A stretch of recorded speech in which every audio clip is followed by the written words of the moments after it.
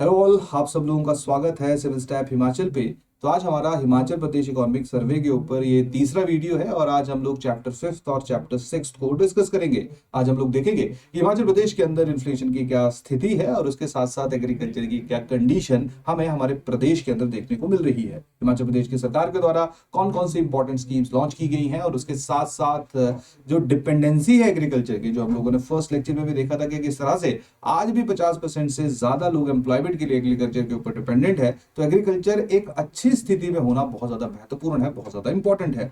उसके साथ साथ हिमाचल प्रदेश में हॉर्टिकल्चर को स्पेशल तवज्जो, स्पेशल प्रेफरेंस दी जाती है।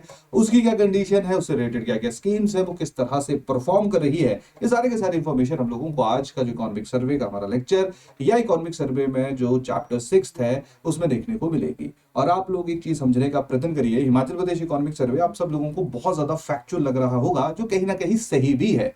जब हम लोग प्रीवियस ईयर क्वेश्चंस को देखते हैं तो यहाँ पे रैंडम क्वेश्चन हम लोगों को सर्वे से देखने को मिलते हैं, लेकिन ये जो पहले 6 चैप्टर्स हैं, देखिए टोटल 18 चैप्टर हम लोगों को इकोनॉमिक सर्वे के अंदर देखने को मिल रहे हैं। तो हम इन 18 चैप्टर्स को 3 हिस्सों में विभाजित कर सकते हैं, 6 करके, यानी कि पहले 6 चैप्टर्स को एक हिस्से में डालिए, दूसरे को दूसरे में डालिए, तीसरे को तीसरे में डालिए। जो दूसरा और तीसरा हिस्सा है वो हमारे मेंस के लिए काफी रेलेवेंट है। हालांकि प्रीलिम्स में वहां से भी सवाल देखने को मिलते हैं, लेकिन मेंस के बहुत सारे टॉपिक जो डायरेक्टली वहां से कवर हो रहे होते हैं, जैसे इंडस्ट्रीज वहां से कवर हो रहा होता है, टूरिज्म वहां से कवर हो रहा होता है, टेक्नोलॉजिकल डेवलपमेंट्स वहां से कवर हो रहा होता है। क्लियर? हालांकि जैसे एग्रीकल्चर है, ये प्री और मेंस दोनों के लिए रेलेवेंट है, लेकिन एक पैटर्न ऑब्जर्व किया गया है कि जो पहले हमारे 6 चैप्टर्स हैं इनमें से हम लोगों को काफी प्रश्न, काफी सवाल जो है वो एग्जाम के अंदर देखने को मिलते हैं। तो आपने इन 6 को बहुत अच्छी तरह से करना है। हालांकि बाकियों के ऊपर भी आप लोगों ने फोकस करना है, लेकिन ये जो पहले 6 चैप्टर्स हैं इनमें कोशिश ये करिए कि जितना ज्यादा एक्सटेंसिव हो सकता है आप रीड करिए। और उसके साथ साथ मैंने आप लोगों के साथ एक और चीज भी डिस्कस की थी कि देखिए जब फैक्चुअल इन्फॉर्मेशन होती है, देखिए जो पुराने लोग होंगे आप में से वो काफी हद तक कंफर्टेबल हो गए होंगे, उनको समझ आ गया होगा कि किस तरह से जो हमने डाटा को मेमोराइज करना है। लेकिन जो लोग शुरुआती दौर में इकोनॉमिक सर्वे को पढ़ रहे हैं, जिनको इकोनॉमिक सर्वे को पढ़ते हुए डर लगता है कि यार इतने फैक्ट्स जो है वो मेरे से याद नहीं होंगे, वो एक चीज को समझने का प्रयत्न करिए कि ये बेसिकली हमारे प्रदेश की इकोनॉमी की परफॉर्मेंस है। और किसी भी परफॉर्मेंस को बिना फैक्ट्स के, बिना डाटा के हम लोग असेस ही नहीं कर सकते हैं। तो सबसे पहला जो ध्यान आप केंद्रित करिए, आप करिए चीजों को समझने के लिए। समझने का मेरा मतलब सीधा सीधा क्या है कि यहाँ पे आप एक पैटर्न ऑब्जर्व करोगे। जैसे फॉर एग्जांपल सबसे पहले हम लोग जो है वो इन्फ्लेशन के बारे में पढ़ेंगे, प्राइस मूवमेंट्स देखेंगे आज कि महंगाई बढ़ी है या कम हुई है। तो वहां पे एक पैटर्न ऑब्जर्व करो कि महंगाई इंक्रीज हो रही है, डिक्रीज हो रही है, पिछले साल के मुकाबले बढ़ी है, कम हुई है। फिर अगला फैक्टर के ऊपर जाइए कि कितने परसेंट के आसपास जो हमारे प्रदेश के अंदर इन्फ्लेशन है। फिर एग्जैक्टनेस के पास जाइए। तो बेसिकली जब 2-3 बार चीजों को आप लोग रिवाइज करोगे तो कहीं ना कहीं आप इसके साथ कंफर्टेबल होना शुरू कर दोगे। और ध्यान रखिए, कुछ समय पहले ऐसा भी हुआ करता था जब इकोनॉमिक सर्वे से इतने ज्यादा प्रश्न हमें देखने को नहीं मिलते थे, लेकिन पिछले कुछ समय से देखने को मिले हैं। तो सीधी सीधी बात यह है कि हम लोगों को एग्जाम का जो पैटर्न है उसके अकॉर्डिंगली इसको कवर करना पड़ेगा। ये भी पॉसिबिलिटी है कि ना आए, लेकिन अभी तक जो पिछले 3 साल के एग्जाम्स है वहां पे तो ये देखने को मिला है कि यहाँ से प्रश्न पूछे जा रहे हैं। तो वैसी चीज जो बार बार एग्जाम में कंसिस्टेंटली आ रही है, तो आप ऐसे समझिए बहुत सारे ऐसे स्टूडेंट्स हैं जिनको पता है कि आ रहे हैं और वो इस चीज के ऊपर नियंत्रण स्थापित कर लेंगे। तो आप लोग भी कोशिश करिए, आप लोग भी फोकस करिए, क्योंकि हम लोग जो है वो मिलते रहते हैं स्टूडेंट से और वहां पे कहीं ना कहीं जो उनकी तरफ से एक थोड़ा सा एक ये आता है कि इतने ज्यादा फैक्ट्स जो हम लोगों को मेमोराइज नहीं होंगे। तो मेरी सजेशन सीधी सी यही है कि आप लोग जो एक बार ऑब्जर्वेशन के ऊपर ध्यान केंद्रित करिए। देखिए अल्टीमेटली फैक्ट्स तो याद करने ही पड़ेंगे, लेकिन एटलीस्ट पहले understanding and then factual information के ऊपर जो आप लोग मूव करिए। क्लियर? तो चलिए आज जो है वो टाइम आपका ज्यादा वेस्ट नहीं करते हुए हम लोग जो है अपने इस चैप्टर की शुरुआत करते हैं। पहले 2 पार्ट्स में हम लोगों ने first, second, third, fourth chapter को कंप्लीट किया। और आप लोग एक और चीज ऑब्जर्व करोगे कि काफी चीजें हमें रिपीट होते हुए देखने को मिलेंगी, यानी कि जो हमने फर्स्ट और सेकंड लेक्चर में देखा था या फर्स्ट और सेकंड चैप्टर में देखा था, वो आज आप लोग जब एग्रीकल्चर पढ़ रहे होगे तो बड़ी सारी इन्फॉर्मेशन जो होगी कि जीएसबीए में एग्रीकल्चर का कितना कॉन्ट्रीब्यूशन है, वो बहुत सारी जानकारी जो आज हमें रिपीट होती हुई देखने को मिलेगी। तो जैसे जैसे हम लोग आगे बढ़ेंगे वैसे वैसे आपकी अंडरस्टैंडिंग फर्स्ट सेकंड चैप्टर की और ज्यादा बेटर होगी, क्योंकि फर्स्ट और सेकंड चैप्टर जो था वो ओवरऑल हमारा देश का कुछ हद तक और प्रदेश का काफी हद तक एक ओवरव्यू था। क्लियर? तो चलिए आज हम लोग जो है वो हमारे चैप्टर की शुरुआत करते हैं, प्राइस मूवमेंट एंड फूड। जब हम लोग इस चैप्टर की बात करेंगे, बहुत बड़ा चैप्टर ये है नहीं, छोटा सा ये चैप्टर है। इसमें 2-3 चीजों के ऊपर हमें ध्यान देने की आवश्यकता है। 2-3 चीजों के ऊपर ध्यान देने का मतलब क्या है कि जब भी हम लोग प्राइस मूवमेंट की बात करते हैं तो प्राइस मूवमेंट का सीधा सीधा मतलब है कि आज एक चीज जो है वो अगर 100 रुपए की आ रही है तो कल अगर वो चीज जो है वो 110 की होगी, तो इसका मतलब है कि 10% की जो है वो हम लोगों को प्राइस मूवमेंट देखने को मिली। अब सबसे बड़ा सवाल है कि ये जो चीज है ये कौन है? क्या यहाँ पे हम लोग फूड आइटम्स की बात कर रहे हैं, हम लोग फ्यूल या ऑयल्स की बात कर रहे हैं, हम लोग पेन की बात कर रहे हैं, पेंसिल की बात कर रहे हैं, हम लोग किस चीज की बात कर रहे हैं? तो उसके लिए सरकार के द्वारा दो इंडेक्सेस को डिजाइन किया गया है। सरकार का जो सबसे पुराना और सबसे महत्वपूर्ण किसी जमाने में कंसीडर करने वाला जो इंडेक्स हुआ करता था उसको हम लोग कहते थे WPI, यानी कि wholesale price index. Wholesale price index में स्पेसिफिकली जो गुड्स की मूवमेंट थी, यानी कि जो गुड्स हैं उनकी एक बास्केट बनाई जाती थी, 250 के आसपास से ज्यादा जो है उसमें आइटम्स हैं, उन आइटम्स का प्राइस मूवमेंट ऑब्जर्व किया जाता था कि उनकी मूवमेंट जो है वो पॉजिटिव साइड पे हो रही है, उनकी मूवमेंट जो है वो नेगेटिव साइड पे हो रही है। और होपफुली आप लोगों को बेसिक इकोनॉमी का क्लियर होगा कि अगर हम लोग देखते हैं कि कुछ हद तक अगर इन्फ्लेशन इंक्रीज हो रही है तो वो हमारी इकोनॉमी के लिए एक पॉजिटिव साइन होता है, क्योंकि जीडीपी और इन्फ्लेशन जो है वो दोनों एक दूसरे के साथ आपको आगे बढ़ते हुए देखने को मिलते हैं। हाँ, ये भी बहुत इंपॉर्टेंट है कि इन्फ्लेशन बहुत ज्यादा ही नहीं होनी चाहिए कि जो ग्रोथ आप लोग कर भी रहे हो उसका इंपैक्ट जो है वो बहुत ज्यादा कम हो जाए, लेकिन इन जनरल ऐसा माना जाता है कि अगर ग्रो कर रहे हो तो इन्फ्लेशन जो है वो इंक्रीज होगी ही होगी। यही कारण है सरकार एक ऑप्टिमम इन्फ्लेशन का टारगेट लेके चलती है, इन्फ्लेशन बहुत ज्यादा भी ना हो और इन्फ्लेशन बहुत कम भी ना हो। जब हम लोग WPI की बात करते हैं तो WPI में सिर्फ गुड्स वाला जो आइटम्स है उन्हीं को ही कंसीडर किया जाता है। सर्विस सेक्टर के होने वाली इन्फ्लेशन WPI के अंदर इंक्लूड नहीं होती है। यही कारण है WPI जिसको शुरुआती दौर में ज्यादा इंपॉर्टेंस, ज्यादा तवज्जो दी जाती थी, आजकल जो तवज्जो है वो मूव हो गई है CPI के ऊपर, यानी कि कंज्यूमर प्राइस इंडेक्स।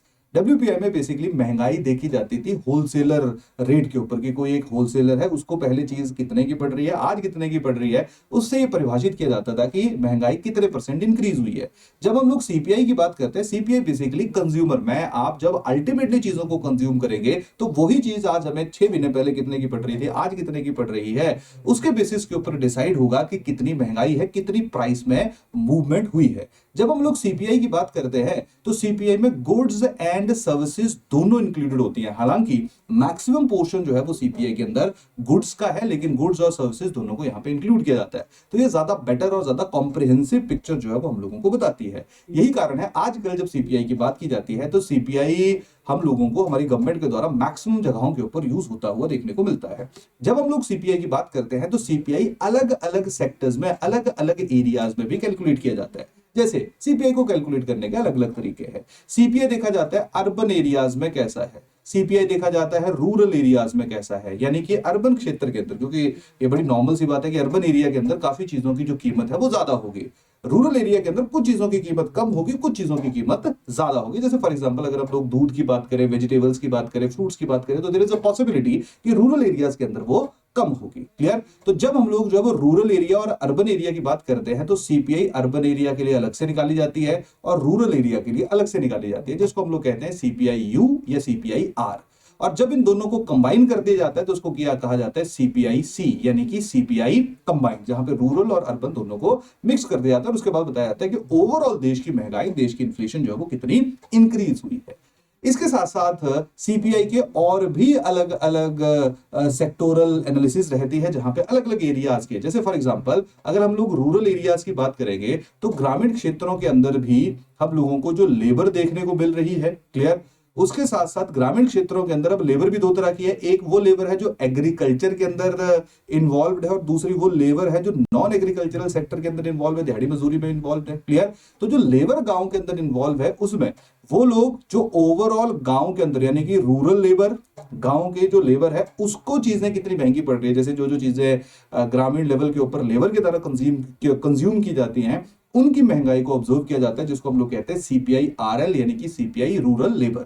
जब इसी में से हम लोग देखते हैं कि स्पेसिफिकली जो एग्रीकल्चरल लेबर है उसको चीजें कितनी महंगी पड़ रही है, उसको कितनी कॉस्टली पड़ रही है, तो उसको हम लोग क्या कह देते हैं, CPI-AL। तो आप ऐसा समझिए कि जब भी सरकार के द्वारा जो है वो ग्रामीण क्षेत्रों के ऊपर मिनिमम वेजेस डिसाइड करनी होती है तो वहां पे जो रूरल लेबर है ये बहुत ज्यादा इंपॉर्टेंट, या CPI जो रूरल लेबर के लिए कैलकुलेट की जा रही है बहुत ज्यादा इंपॉर्टेंट रोल अदा करती है। अगर मान लीजिए बहुत ज्यादा इंक्रीज हो रही है, इसका मतलब है कि ग्रामीण क्षेत्रों के ऊपर जो है रूरल लेबर को ज्यादा पैसों की आवश्यकता है, तो वहां पे उनकी वेजेस को इंक्रीज कर दिया जाता है। तो बेसिकली जब CPI की हम बात करते हैं तो CPI अलग अलग लेयर्स में, अर्बन एरियाज के लिए, रूरल एरियाज के लिए, एग्रीकल्चरल लेबर के लिए, उसके साथ साथ रूरल लेबर के लिए, और साथ में जो है वो शहरों के अंदर इंडस्ट्रियल वर्कर्स के लिए। क्लियर? उसके साथ साथ शहरों के अंदर बहुत सारे ऐसे लोग हैं जो नॉन मैनुअल काम करते हैं, उनके लिए तो अलग अलग तरह से जो है वो सीपीआई की कैलकुलेशन की जाती है।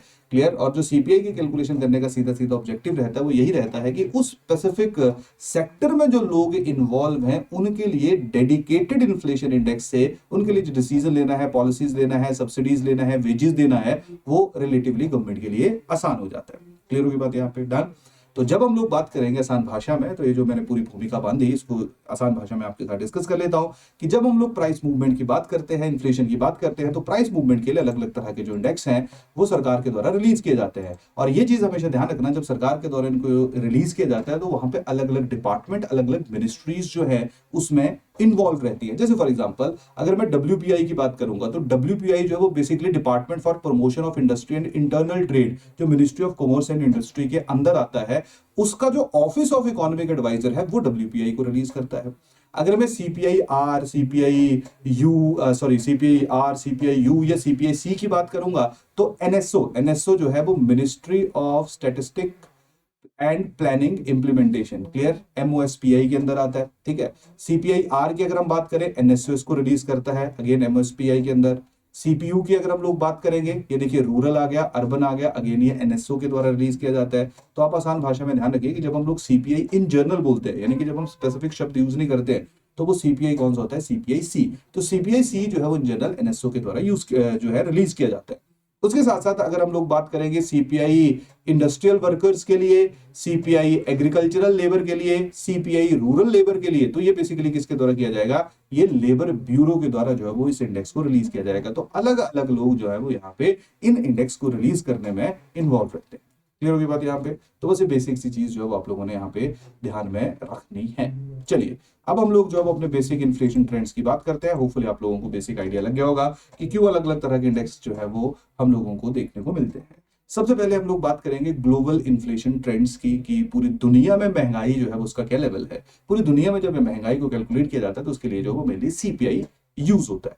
जब हम लोग ग्लोबल इन्फ्लेशन की बात करेंगे तो 2022 का डाटा जो वो यहाँ पे दिया गया है, 8.7% जो है, 8.7% स्पेसिफिक टाइम पे इन्फ्लेशन रजिस्टर की गई। आप एक चीज हमेशा ध्यान रखिए, इन्फ्लेशन जो है वो 2 से 6% के बीच में हो तो फिर भी ठीक मानी जाती है, लेकिन उससे ज्यादा अगर इन्फ्लेशन हो तो उसको बहुत ज्यादा हाई कंसिडर किया जाता है। और आप लोग देखिए 2022 तक आते आते जो है वो कोविड का इतना ज्यादा इंपैक्ट पड़ चुका था कि उसके कारण जो है हम लोगों को इन्फ्लेशन इंक्रीज होती हुई देखने को मिली। लेकिन जैसे जैसे समय आगे बढ़ा और अगर हम लोग 2024-25 की बात करेंगे तो वहां पे इन्फ्लेशन थोड़ी कम हो गई है, यानी कि 5.7%। तो मोटा मोटा हम लोगों को 3% का डिक्लाइन यहाँ पे देखने को मिल रहा है। क्लियर?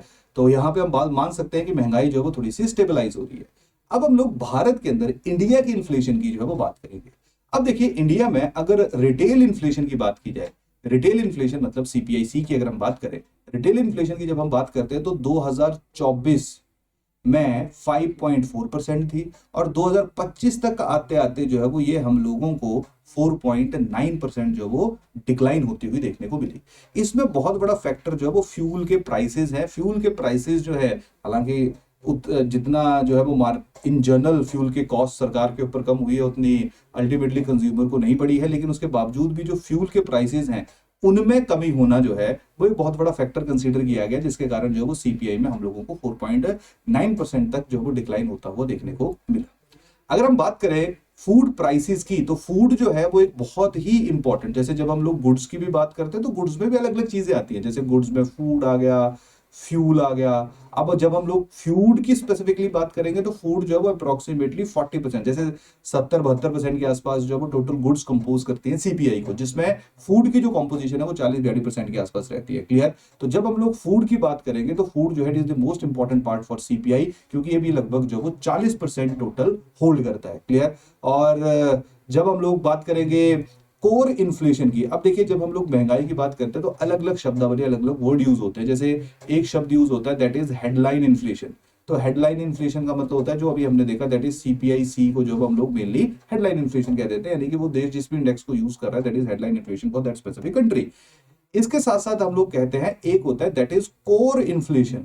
अब देखिए कोर इन्फ्लेशन में क्या रहता है, कोर इन्फ्लेशन में जो ऐसी आइटम्स होती हैं जैसे फ्यूल है, फूड है, ये ऐसी आइटम्स है जिनमें फ्लक्चुएशन बहुत ज्यादा होती है। तो कोर इन्फ्लेशन में इन हाईली फ्लक्चुएटिंग आइटम्स को जो है वो एक्सक्लूड कर दिया जाता है। इसका सबसे बड़ा कारण क्या रहता है, इनको एक्सक्लूड करने का लॉजिक क्या है? क्योंकि हो सकता है कि जब हम लोग इन्फ्लेशन को कैलकुलेट कर रहे हैं तो उसमें टेम्परेरी टाइम पीरियड के लिए इनके जो प्राइसेस है वो बहुत ज्यादा इंक्रीज हो रहे हैं, क्योंकि इनमें कभी जैसे ना हम देखते हैं टमाटर बहुत ही महंगा हो गया, कभी फिर देखते हैं 15-20 दिन के बाद जो स्टेबलाइज हो जाता है, सस्ता हो जाता है। क्लियर?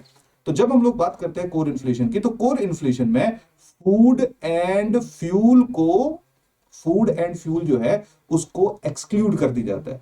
तो ओवरऑल जब हम लोग कोर इन्फ्लेशन की बात करेंगे तो कोर इन्फ्लेशन में हम लोगों को 0.9% का जो है वो डिक्लाइन देखने को मिल रहा है। इसका सबसे बड़ा कारण जो है वो ऐसा माना जाता है, इसका सबसे बड़ा कारण जो है वो लोअर सर्विस कॉस्ट जो है इसका एक मेन फैक्टर कंसीडर किया जाता है। इसके साथ साथ अगर हम लोग WPI की बात करें, होलसेल प्राइस की बात करें, तो होलसेल प्राइस इंडेक्स जो है वो 2024-25 के लिए -0.7% है, -0.7% है। देखिए ओवरऑल अगर हम लोग फूड आइटम्स की बात करें तो उसमें डिक्लाइन हुआ है। कुछ फूड आइटम्स ऐसी हैं जिनमें हम लोगों को इजाफा होता हुआ देखने को मिला है। अभी करेंगे धीरे धीरे और ज्यादा गहराई में इनको पढ़ते हैं। इसके साथ साथ अगर हम लोग इन्फ्लेशन टारगेट की बात करें तो देखिए सरकार क्या होती है, 5 साल के लिए इन्फ्लेशन टारगेट डिसाइड करती है। तो अप्रैल 2021 से लेके मार्च 2026 तक हमारी सरकार के द्वारा जो है वो टारगेट रखा गया था कि हमने CPI को 4% तक लेके जाना है, और इसकी जो रेंज है वो क्या होनी चाहिए, 2 से 6% के बीच में होनी चाहिए। 26 में शायद इस टारगेट को फिर से रिवाइज करेंगे। तो अगर हम लोग बात करें तो काफी हद तक जो वो सरकार 2025 तक आते आते जो उसको नियंत्रित करने का प्रयत्न कर रही है। अब देखेंगे कि जैसे जैसे समय आगे बढ़ेगा कि मार्च 2026 तक हम इसको कंट्रोल कर पा रहे हैं या इसको कंट्रोल नहीं कर पा रहे हैं।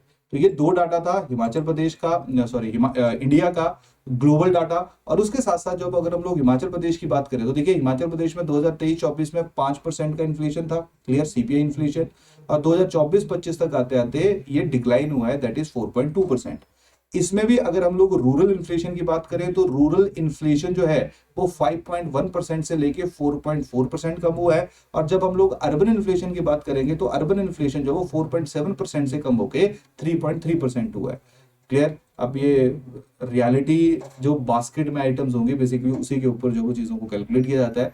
तो काफ़ी ऐसी आइटम्स होती है जो हम लोग बड़ा फ्रीक्वेंटली उनको बाय करते हैं, उनमें बहुत ज़्यादा कॉस्ट का इजाफा हुआ है, लेकिन सरकार जो वो ओवरऑल चीज़ों को जो पैरामीटर है उसको कंसीडर करती है। क्लियर? तो रूरल इन्फ्लेशन जो वो 5.1% से कम हुआ, 4.4%, अर्बन इन्फ्लेशन 4.7 से 3.3। क्लियर? इसके साथ साथ अगर हम लोग इंडस्ट्रियल वर्कर इन्फ्लेशन की बात करेंगे हिमाचल प्रदेश के अंदर तो उसमें इजाफा हुआ है 1.8% से 2.2% हो गई है। इसका सीधा सीधा मतलब है कि वो चीज़ें इंडस्ट्रियल वर्कर्स जो शहरों में रह रहे हैं उनको चीज़ें महंगी पड़ रही है, कॉस्टली पड़ रही है। और उसके साथ साथ अगर हम लोग एग्रीकल्चरल लेबर इन्फ्लेशन की बात करें जो उनके द्वारा बेसिकली चीज़ें कंज्यूम कर दी जाती है, उनकी जो बास्केट है उसमें 4.9% से लेके 5.7% का जो हम लोगों को इजाफा देखने को मिला है। तो सीधी सी बात है कि कुछ जो आइटम्स है उनमें इंक्रीज हो रहा है। यही कारण है जो इंडस्ट्रियल वर्कर्स और एग्रीकल्चरल लेबर की इन्फ्लेशन है स्पेसिफिकली उसमें हम लोग इंक्रीज देख रहे हैं 2023-24 के मुकाबले 2024-25 में। तो ये बेसिक्स इन्फ्लेशन वाला डाटा है, इसको जो है वो आप लोग थोड़ा सा ध्यान केंद्रित कर लीजिए। चलिए अब हम चलते हैं कि हिमाचल प्रदेश के अंदर जो सबसे बड़ा कंट्रीब्यूटर है। देखिए अब हमने देखा कि हिमाचल प्रदेश के अंदर जो है वो धीरे धीरे महंगाई जो है हम लोगों को इंक्रीज होती हुई देखने को मिल रही है। यहाँ पे 2 सालों को कंपेयर किया गया है। हिमाचल प्रदेश के अंदर जो CPI इंडेक्स था 2024 में जितनी परसेंट महंगाई थी और 2017 में, तो 2 सालों का कंपेरिजन, 2 अलग अलग ईयर्स का कंपेरिजन है।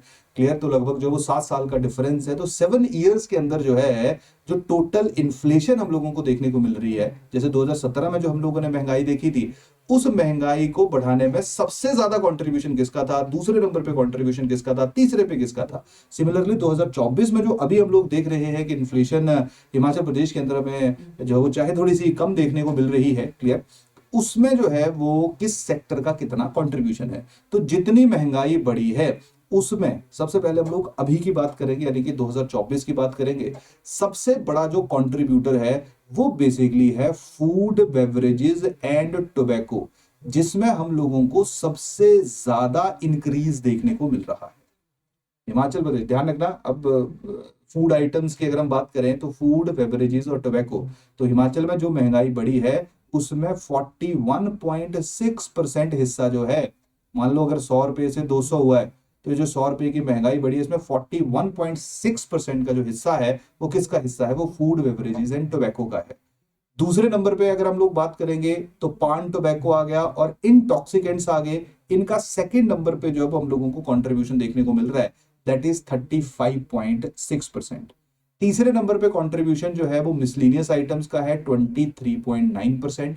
चौथे नंबर पे क्लोथिंग एंड वाटर फुटवियर का है 19.0%। और ये देखिए फ्यूल एंड लाइट जो है उसमें -20.2%, यानी कि जितना जो है वो पिछले साल हमें देखने को मिला उसके मुकाबले जो वो नेगेटिव में जो है वो स्पेसिफिक टाइम पे फ्यूल एंड लाइट का जो कॉस्ट है वो हिमाचल प्रदेश के अंदर कम हुआ है। तो यहां से आप आइडिया लगा लीजिए कि बाकी जगहों के ऊपर तो महंगाई बढ़ी ही है, मतलब उनका कंट्रीब्यूशन इंक्रीज हुआ ही है, लेकिन जो फ्यूल एंड लाइट है उसमें क्योंकि हम लोगों को डिक्लाइन देखने को मिला है, जिसके कारण उसने ओवरऑल जो इन्फ्लेशन में उसका टोटल कंट्रीब्यूशन था उसने पॉजिटिव नहीं किया, उस इन्फ्लेशन को नीचे लेके आने का प्रयत्न किया। तभी कारण है कि फूड में तो कॉस्ट बढ़ रही है, इन्फ्लेशन बढ़ रही है, लेकिन हम लोग देख रहे हैं जो फ्यूल है, लाइट है, इसमें जो कंट्रीब्यूशन है उसमें हम लोगों को थोड़ा थोड़ा क्या बहुत ज्यादा -20.2% का जो है वो डिक्लाइन देखने को मिल रहा है। क्लियर? अगर हम इसको 2017 के साथ कंपेयर करें तो 2017 में देखिए 2017 में 9.5% ही जो महंगाई बढ़ी थी 17 में, उसमें सिर्फ 9.5% ही फूड बेवरेजेस एंड टोबैको का कंट्रीब्यूशन था। फ्यूल का और लाइट का 34.0% था।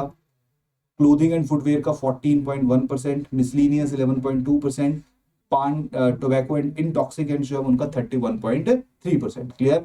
तो ये आप लोग 24 वाला जो है वो इसको थोड़ा सा ध्यान में रख लीजिए, यहाँ पे नेगेटिव वाला जो है डायमेंशन है इसको जो है वो आप कंसीडर कर सकते हो। क्लियर? चलिए, इसका सबसे बड़ा कारण था बीच में फ्यूल के प्राइसेस बहुत ज्यादा इंक्रीज हो गए, तो कंपैरेटिवली जब हम लोग बात करेंगे तो उसमें जो है हम लोगों को डिक्लाइन देखने को मिल रहा है, हालांकि यहाँ पे भी बेस ईयर का कंसेप्ट रहता है। चलिए आगे चलते हैं नेक्स्ट इंपॉर्टेंट टॉपिक के ऊपर, that is PDS in Himachal Pradesh. Clear? PDS का बेसिकली मतलब क्या रहता है, पब्लिक डिस्ट्रीब्यूशन सिस्टम। जब हम लोग पब्लिक डिस्ट्रीब्यूशन सिस्टम की बात करते हैं तो पब्लिक डिस्ट्रीब्यूशन सिस्टम एक ऐसा सिस्टम है जो इंडिया के अंदर, हिंदुस्तान के अंदर लोगों को अफोर्डेबल रेट के ऊपर अन्न प्रोवाइड करता है। देखिए शुरुआती दौर में जब हम लोग आजाद हुए थे तो उतनी ज्यादा जो है वो डिस्ट्रीब्यूशन के चैनल्स नहीं हुआ करते थे कि अनाज जो है वो हिमाचल का अनाज कहीं बिके, पंजाब का अनाज हिमाचल में बिके, तो इस तरह के जो चैनल्स है, डिस्ट्रीब्यूशन चैनल्स जो थे वो नहीं हुआ करते थे। तो यही कारण था, सरकार जो थी वो क्या किया करती थी, वो अलग अलग जगहों के ऊपर अपनी शॉप्स ओपन करती थी, जिसको हम डिपो भी कहते हैं, और उन शॉप्स के जरिए जो है लोगों को अफोर्डेबल रेट के ऊपर सामान मुहैया करवाया जाता था। धीरे धीरे सरकार ने रियलाइज किया कि इनमें कुछ ऐसे लोग हैं जिनको ज्यादा अर्जेंटली आवश्यकता है फूड की, स्पेसिफिकली वो जो बहुत ही गरीब तबके के लोग हैं, तो उसके लिए जो सरकार ने TPDS, that is targeted public distribution system जो है उसकी शुरुआत कर दी। Clear? Targeted public distribution system जो है उसकी शुरुआत कर दी। तो जब स्पेसिफिकली ओवरऑल लोगों को जनरल सबको पहुंचाया जाता था उसको हम लोग पीडीएस कह देते थे। आजकल जब सरकार ने टारगेट स्पेसिफिकली रखे हुए तो यही कारण है हम लोग इसके लिए टीपीडीएस यानी कि targeted public distribution system word जो है वो यूज करते हैं। सीधा सा मतलब क्या रहता है इसका कि सरकार आइडेंटिफाई करती है अलग अलग लोगों को। आइडेंटिफाई कैसे करेगी सरकार? सबसे पहले आइडेंटिफाई करेगी उनको जो बीपीएल फैमिलीज के हैं, सरकार आइडेंटिफाई करेगी उनको जो लो इनकम के हैं, सरकार आइडेंटिफाई करेगी इनको जो अबव पॉवर्टी लाइन के। तो सरकार ने अलग अलग सेक्शंस को आइडेंटिफाई कर लिया। उस बेसिस के ऊपर सरकार जो है उनको क्या करेगी, सरकार उनको फूड मुहैया करवाएगी। अब ऑब्वियस बात है जो बीपीएल वाले लोग होंगे उनको गवर्नमेंट के द्वारा ये कोशिश की जाएगी कि उनको ज्यादा मात्रा में और सस्ता फूड जो है वो मुहैया करवाया जाए। जो लोअर इनकम वाले होंगे उनको थोड़ा सा जो है वो कॉस्ट वाइज जो है वो थोड़ा कम भी हो सकता है या थोड़ा बढ़ भी सकता है, और एपीएल वाले जो है उनको थोड़ा अफोर्डेबल और सब्सिडाइज्ड रेट के ऊपर जो वो फूड मुहैया कर पाए। तो जब आप लोग देखते हो कि गवर्नमेंट के द्वारा, क्योंकि देखिए जब हम लोग बात करते हैं हमारे देश का जिस तरह का इकोनॉमिक स्ट्रक्चर है या जिस तरह का ढांचा है हमारे देश का ओवरऑल, वहां पे गरीब तबका जो है वो हम लोगों को बहुत ज्यादा देखने को मिलता है। और यही कारण है कि सरकार की रिस्पॉन्सिबिलिटी है ताकि भूखमरी से किसी की मृत्यु ना हो। इसी चीज के लिए सरकार के द्वारा जो है पीडीएस या पब्लिक डिस्ट्रीब्यूशन सिस्टम जो है उसकी शुरुआत की गई थी, ताकि हर घर में जहां अन्न नहीं हो सकता है वहां अन्न पहुंचाया जाए, या इवन जहां अन्न हो भी सकता है वहां पे सब्सिडाइज्ड रेट के ऊपर अन्न प्रोवाइड किया जाए। इसके लिए गवर्नमेंट ने बड़े सालों से, ये तो पीडीएस वाली स्कीम्स तो काफी समय से चल रही हैं, सरकार ने 2013 में एक कानून पास किया था, national food security act 2013। NFSA जिसको कहा जाता है, national food security act, NFSA का जो मेन टारगेट था वो था शहरों के अंदर 50% हाउस होल्ड्स को और गांवों के अंदर 75% हाउस होल्ड्स को जो है वो खाना या फूड मुहैया करवाना। जब ये फूड मुहैया करवा रहे थे तो उसको भी दो कैटेगरीज में विभाजित कर दिया गया था। अब फूड प्रोवाइड किया जाएगा बिल्कुल जो बीपीएल फैमिलीज होगी, जो poorest of the poor families होंगी, क्लियर, उनको कहा जाता था अंत्योदय अन्न योजना। वैसे देखिए अगर हम लोग अंत्योदय अन्न योजना की बात करते हैं तो ये योजना जो है कम से कम 10-11 साल पहले से ही चल रही थी, जहां पे सरकार के द्वारा जो पुअरेस्ट ऑफ पुअर फैमिली थी उसको 35 किलोग्राम जो है वो अनाज परिवार को प्रोवाइड कर दिया जाता था, इरिस्पेक्टिव की उसके अंदर जो है वो घर में कितने लोग हैं, क्लियर। तो अंत्योदय अन्न योजना जो है वो स्पेसिफिकली जो 35 किलोग्राम है वो बाकी लोगों को, यानी जिनको पहले से अंत्योदय अन्न योजना के अंदर जो है वो अनाज मिल रहा था उनको 35 किलो तो मिलेगा ही मिलेगा, लेकिन उसके साथ साथ जो वो सरकार के जो बाकी सब्सिडाइज रेट थे, जैसे सरकार ने चावल है, मोटा अनाज है, गेहूं है, उसको बिल्कुल ही 1-2-3 रुपया जो है वो पर केजी पे मुहैया करवाना शुरू कर दिया। तो जब हम लोग नेशनल फूड सिक्योरिटी एक्ट की बात करते हैं तो वहां पे दो तरह के हाउस होल्ड जो है उसमें कैटेगराइजेशन की जाती है।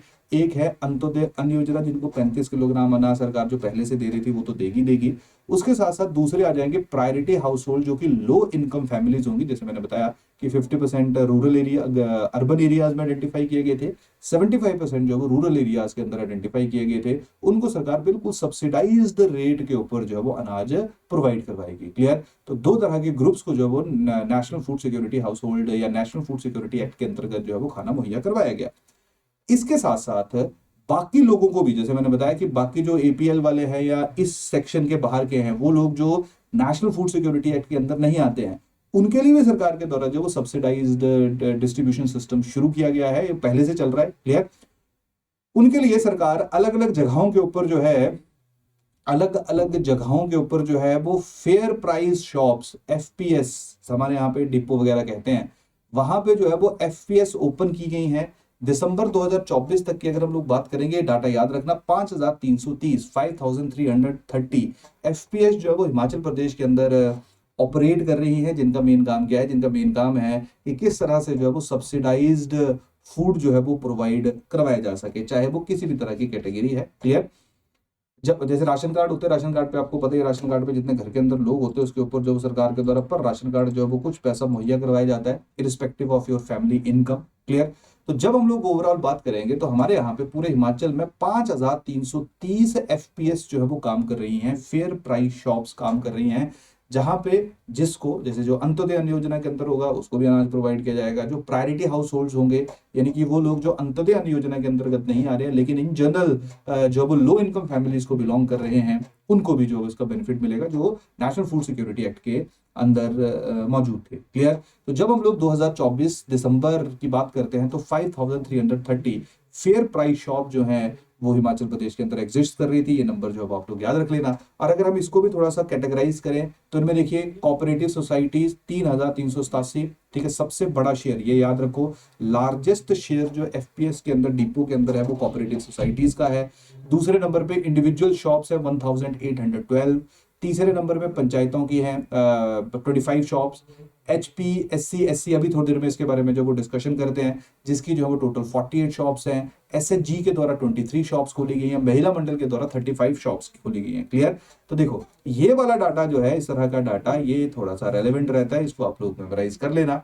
यहां से एक पैटर्न ऑब्जर्व कर लीजिए, पहला 5000 के आसपास जो वो एफपीएस है, जिनमें मैक्सिमम सेक्शन जो वो कोऑपरेटिव सोसाइटीज होल्ड करती हैं 3387। अब देखो जब नॉर्मली क्वेश्चंस बनते हैं, या तो क्वेश्चन ऐसा बनेगा कि सीधी स्ट्रेट लाइन बनेगी कि ठीक है जी टोटल एफपीएस जो शॉप्स हैं दैट इज 5330 है, क्लियर। तो वहां पे तो आपको एग्जैक्ट नंबर याद होना चाहिए। दूसरा आ जाएगा मैच दी फॉलोइंग आ जाएगा, जहां पे कंट्रीब्यूशन पूछा जाएगा। तो अगर यहाँ पे आपको 1-2 का भी कंट्रीब्यूशन याद होगा तो आप एलिमिनेशन मेथड के जरिए होपफुली उस आंसर को जो है एड्रेस कर पाओगे। तो थोड़ा सा जो फैक्चुअल इन्फॉर्मेशन है सारा याद करने से बेटर है कि आप 1-2 याद कर लो, ताकि मैच दी फॉलोइंग में आए तो इजी हो। सीधा अगर आएगा तो सीधा पॉसिबिलिटी तो यही होनी चाहिए, क्लियर।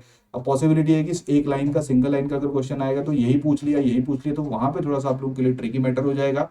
बट इन जनरल आप लोग एटलीस्ट इन 2 डाटा को जो है यहाँ से मेमोराइज कर सकते हो, क्लियर।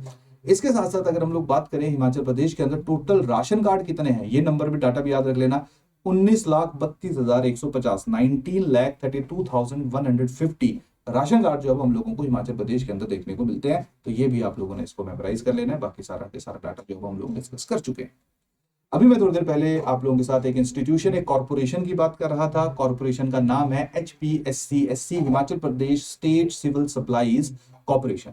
अगर हम लोग इस कॉर्पोरेशन की बात करें तो इस कॉर्पोरेशन का जो मेन ऑब्जेक्टिव है वो देखिए क्या है। अब यहां से आपको पूरा समझ आ जाएगा, क्योंकि अब जो हम पूरा डिस्कशन करेंगे वो इसी के ही द्वारा क्या क्या स्पेशल इनिशिएटिव्स दिए गए हैं। क्लियर? जैसे इसका पहले ऑब्जेक्टिव देख लेते हैं कि क्या है। देखो नाम से पता चल रहा है सिविल सप्लाईज कॉर्पोरेशन, ठीक है। तो ये दो काम करती है। सबसे पहला काम क्या होगा, इसका प्रोक्योरमेंट करना होगा। ये प्रोक्योरमेंट किसका करेगी? दो तरह की आइटम्स होती हैं, एक या दो तरह की कमोडिटीज होती हैं। एक को हम लोग बोलते हैं एसेंशियल कमोडिटीज, दूसरी को बोलते हैं एसेंशियल कंट्रोल्ड कमोडिटीज। दूसरों को हम लोग बोल देते हैं, एक आ गया आपका कंट्रोल्ड कमोडिटीज, एक आ गया आप लोगों का non controlled commodities. Controlled commodities का मतलब क्या होता है? कुछ ऐसी कमोडिटीज है जिनका प्राइस सरकार के द्वारा नियंत्रित कर दिया जाता है। सरकार उनकी चीजों की कॉस्ट में बहुत ज्यादा इजाफा जो है वो नहीं होने देती है। क्लियर? जो हमारे लिए बहुत ज्यादा इंपॉर्टेंट है, जैसे ऑयल हो गया, तेल हो गया। क्लियर? ये चीजें, राइस है, व्हीट है, तो इनके प्राइस जो है वो आपके कंट्रोल्ड कमोडिटीज के अंदर आते हैं। तो बेसिकली ये जो हमारा HPSC है, इसका पहला ऑब्जेक्टिव क्या है? इसका पहला ऑब्जेक्टिव जो है वो है प्रोक्योर करना। किसानों से चीजों को ये खरीदेगी। और दूसरा इसका स्टेप क्या आ जाएगा? दूसरा इसका स्टेप आ जाएगा डिस्ट्रीब्यूट करना। तो procurement and distribution of commodities, ये बेसिकली जो वो HPSC का मेन ऑब्जेक्टिव है। तो अगर हम लोग HPSC की बात करेंगे तो बेसिकली 2024-25 की अगर हम लोग बात करें तो इसका जो टोटल टर्नओवर था ये कितना था? 1681.76 करोड़। और ऐसी उम्मीद है कि साल तक आते आते जो है वो 2100 करोड़ रुपया जो है वो हो जाएगा। क्लियर? तो ये HPSC के बारे में आपको पता होना चाहिए। अब हम लोग देख लेते हैं कि इसकी क्या क्या अचीवमेंट्स हैं, क्या क्या फंक्शंस परफॉर्म करेगा। तो सबसे पहले जो हम लोग बात करेंगे एसेंशियल कमोडिटी डिस्ट्रीब्यूशन। जब हम लोग बात करते हैं एसेंशियल कमोडिटीज की, जो हमारे जीवन यापन के लिए जो वो बहुत ज्यादा आवश्यकता है जिनकी, क्लियर, तो इसके द्वारा जब इनकी डिस्ट्रीब्यूशन की गई, क्या क्या दिया गया? राइस दिया गया, आटा दिया गया गेहूं का, पल्सेस दी गई, sugar, edible oils, LPG, petrol, diesel, medicine. Clear? इनके द्वारा 121 wholesale godowns, 47 retail shops, 54 gas agencies, 4 petrol pump, 41 medical shops. Clear? तो इनके द्वारा जो अब हम लोगों को इतना ज्यादा डिस्ट्रीब्यूशन होता हुआ देखने को मिला। और किन के जरिए किया गया, कहां कहां पे इनकी स्टोरेज थी, डिस्ट्रीब्यूशन हुआ, वो आप लोग यहाँ पे नंबर देख सकते हो।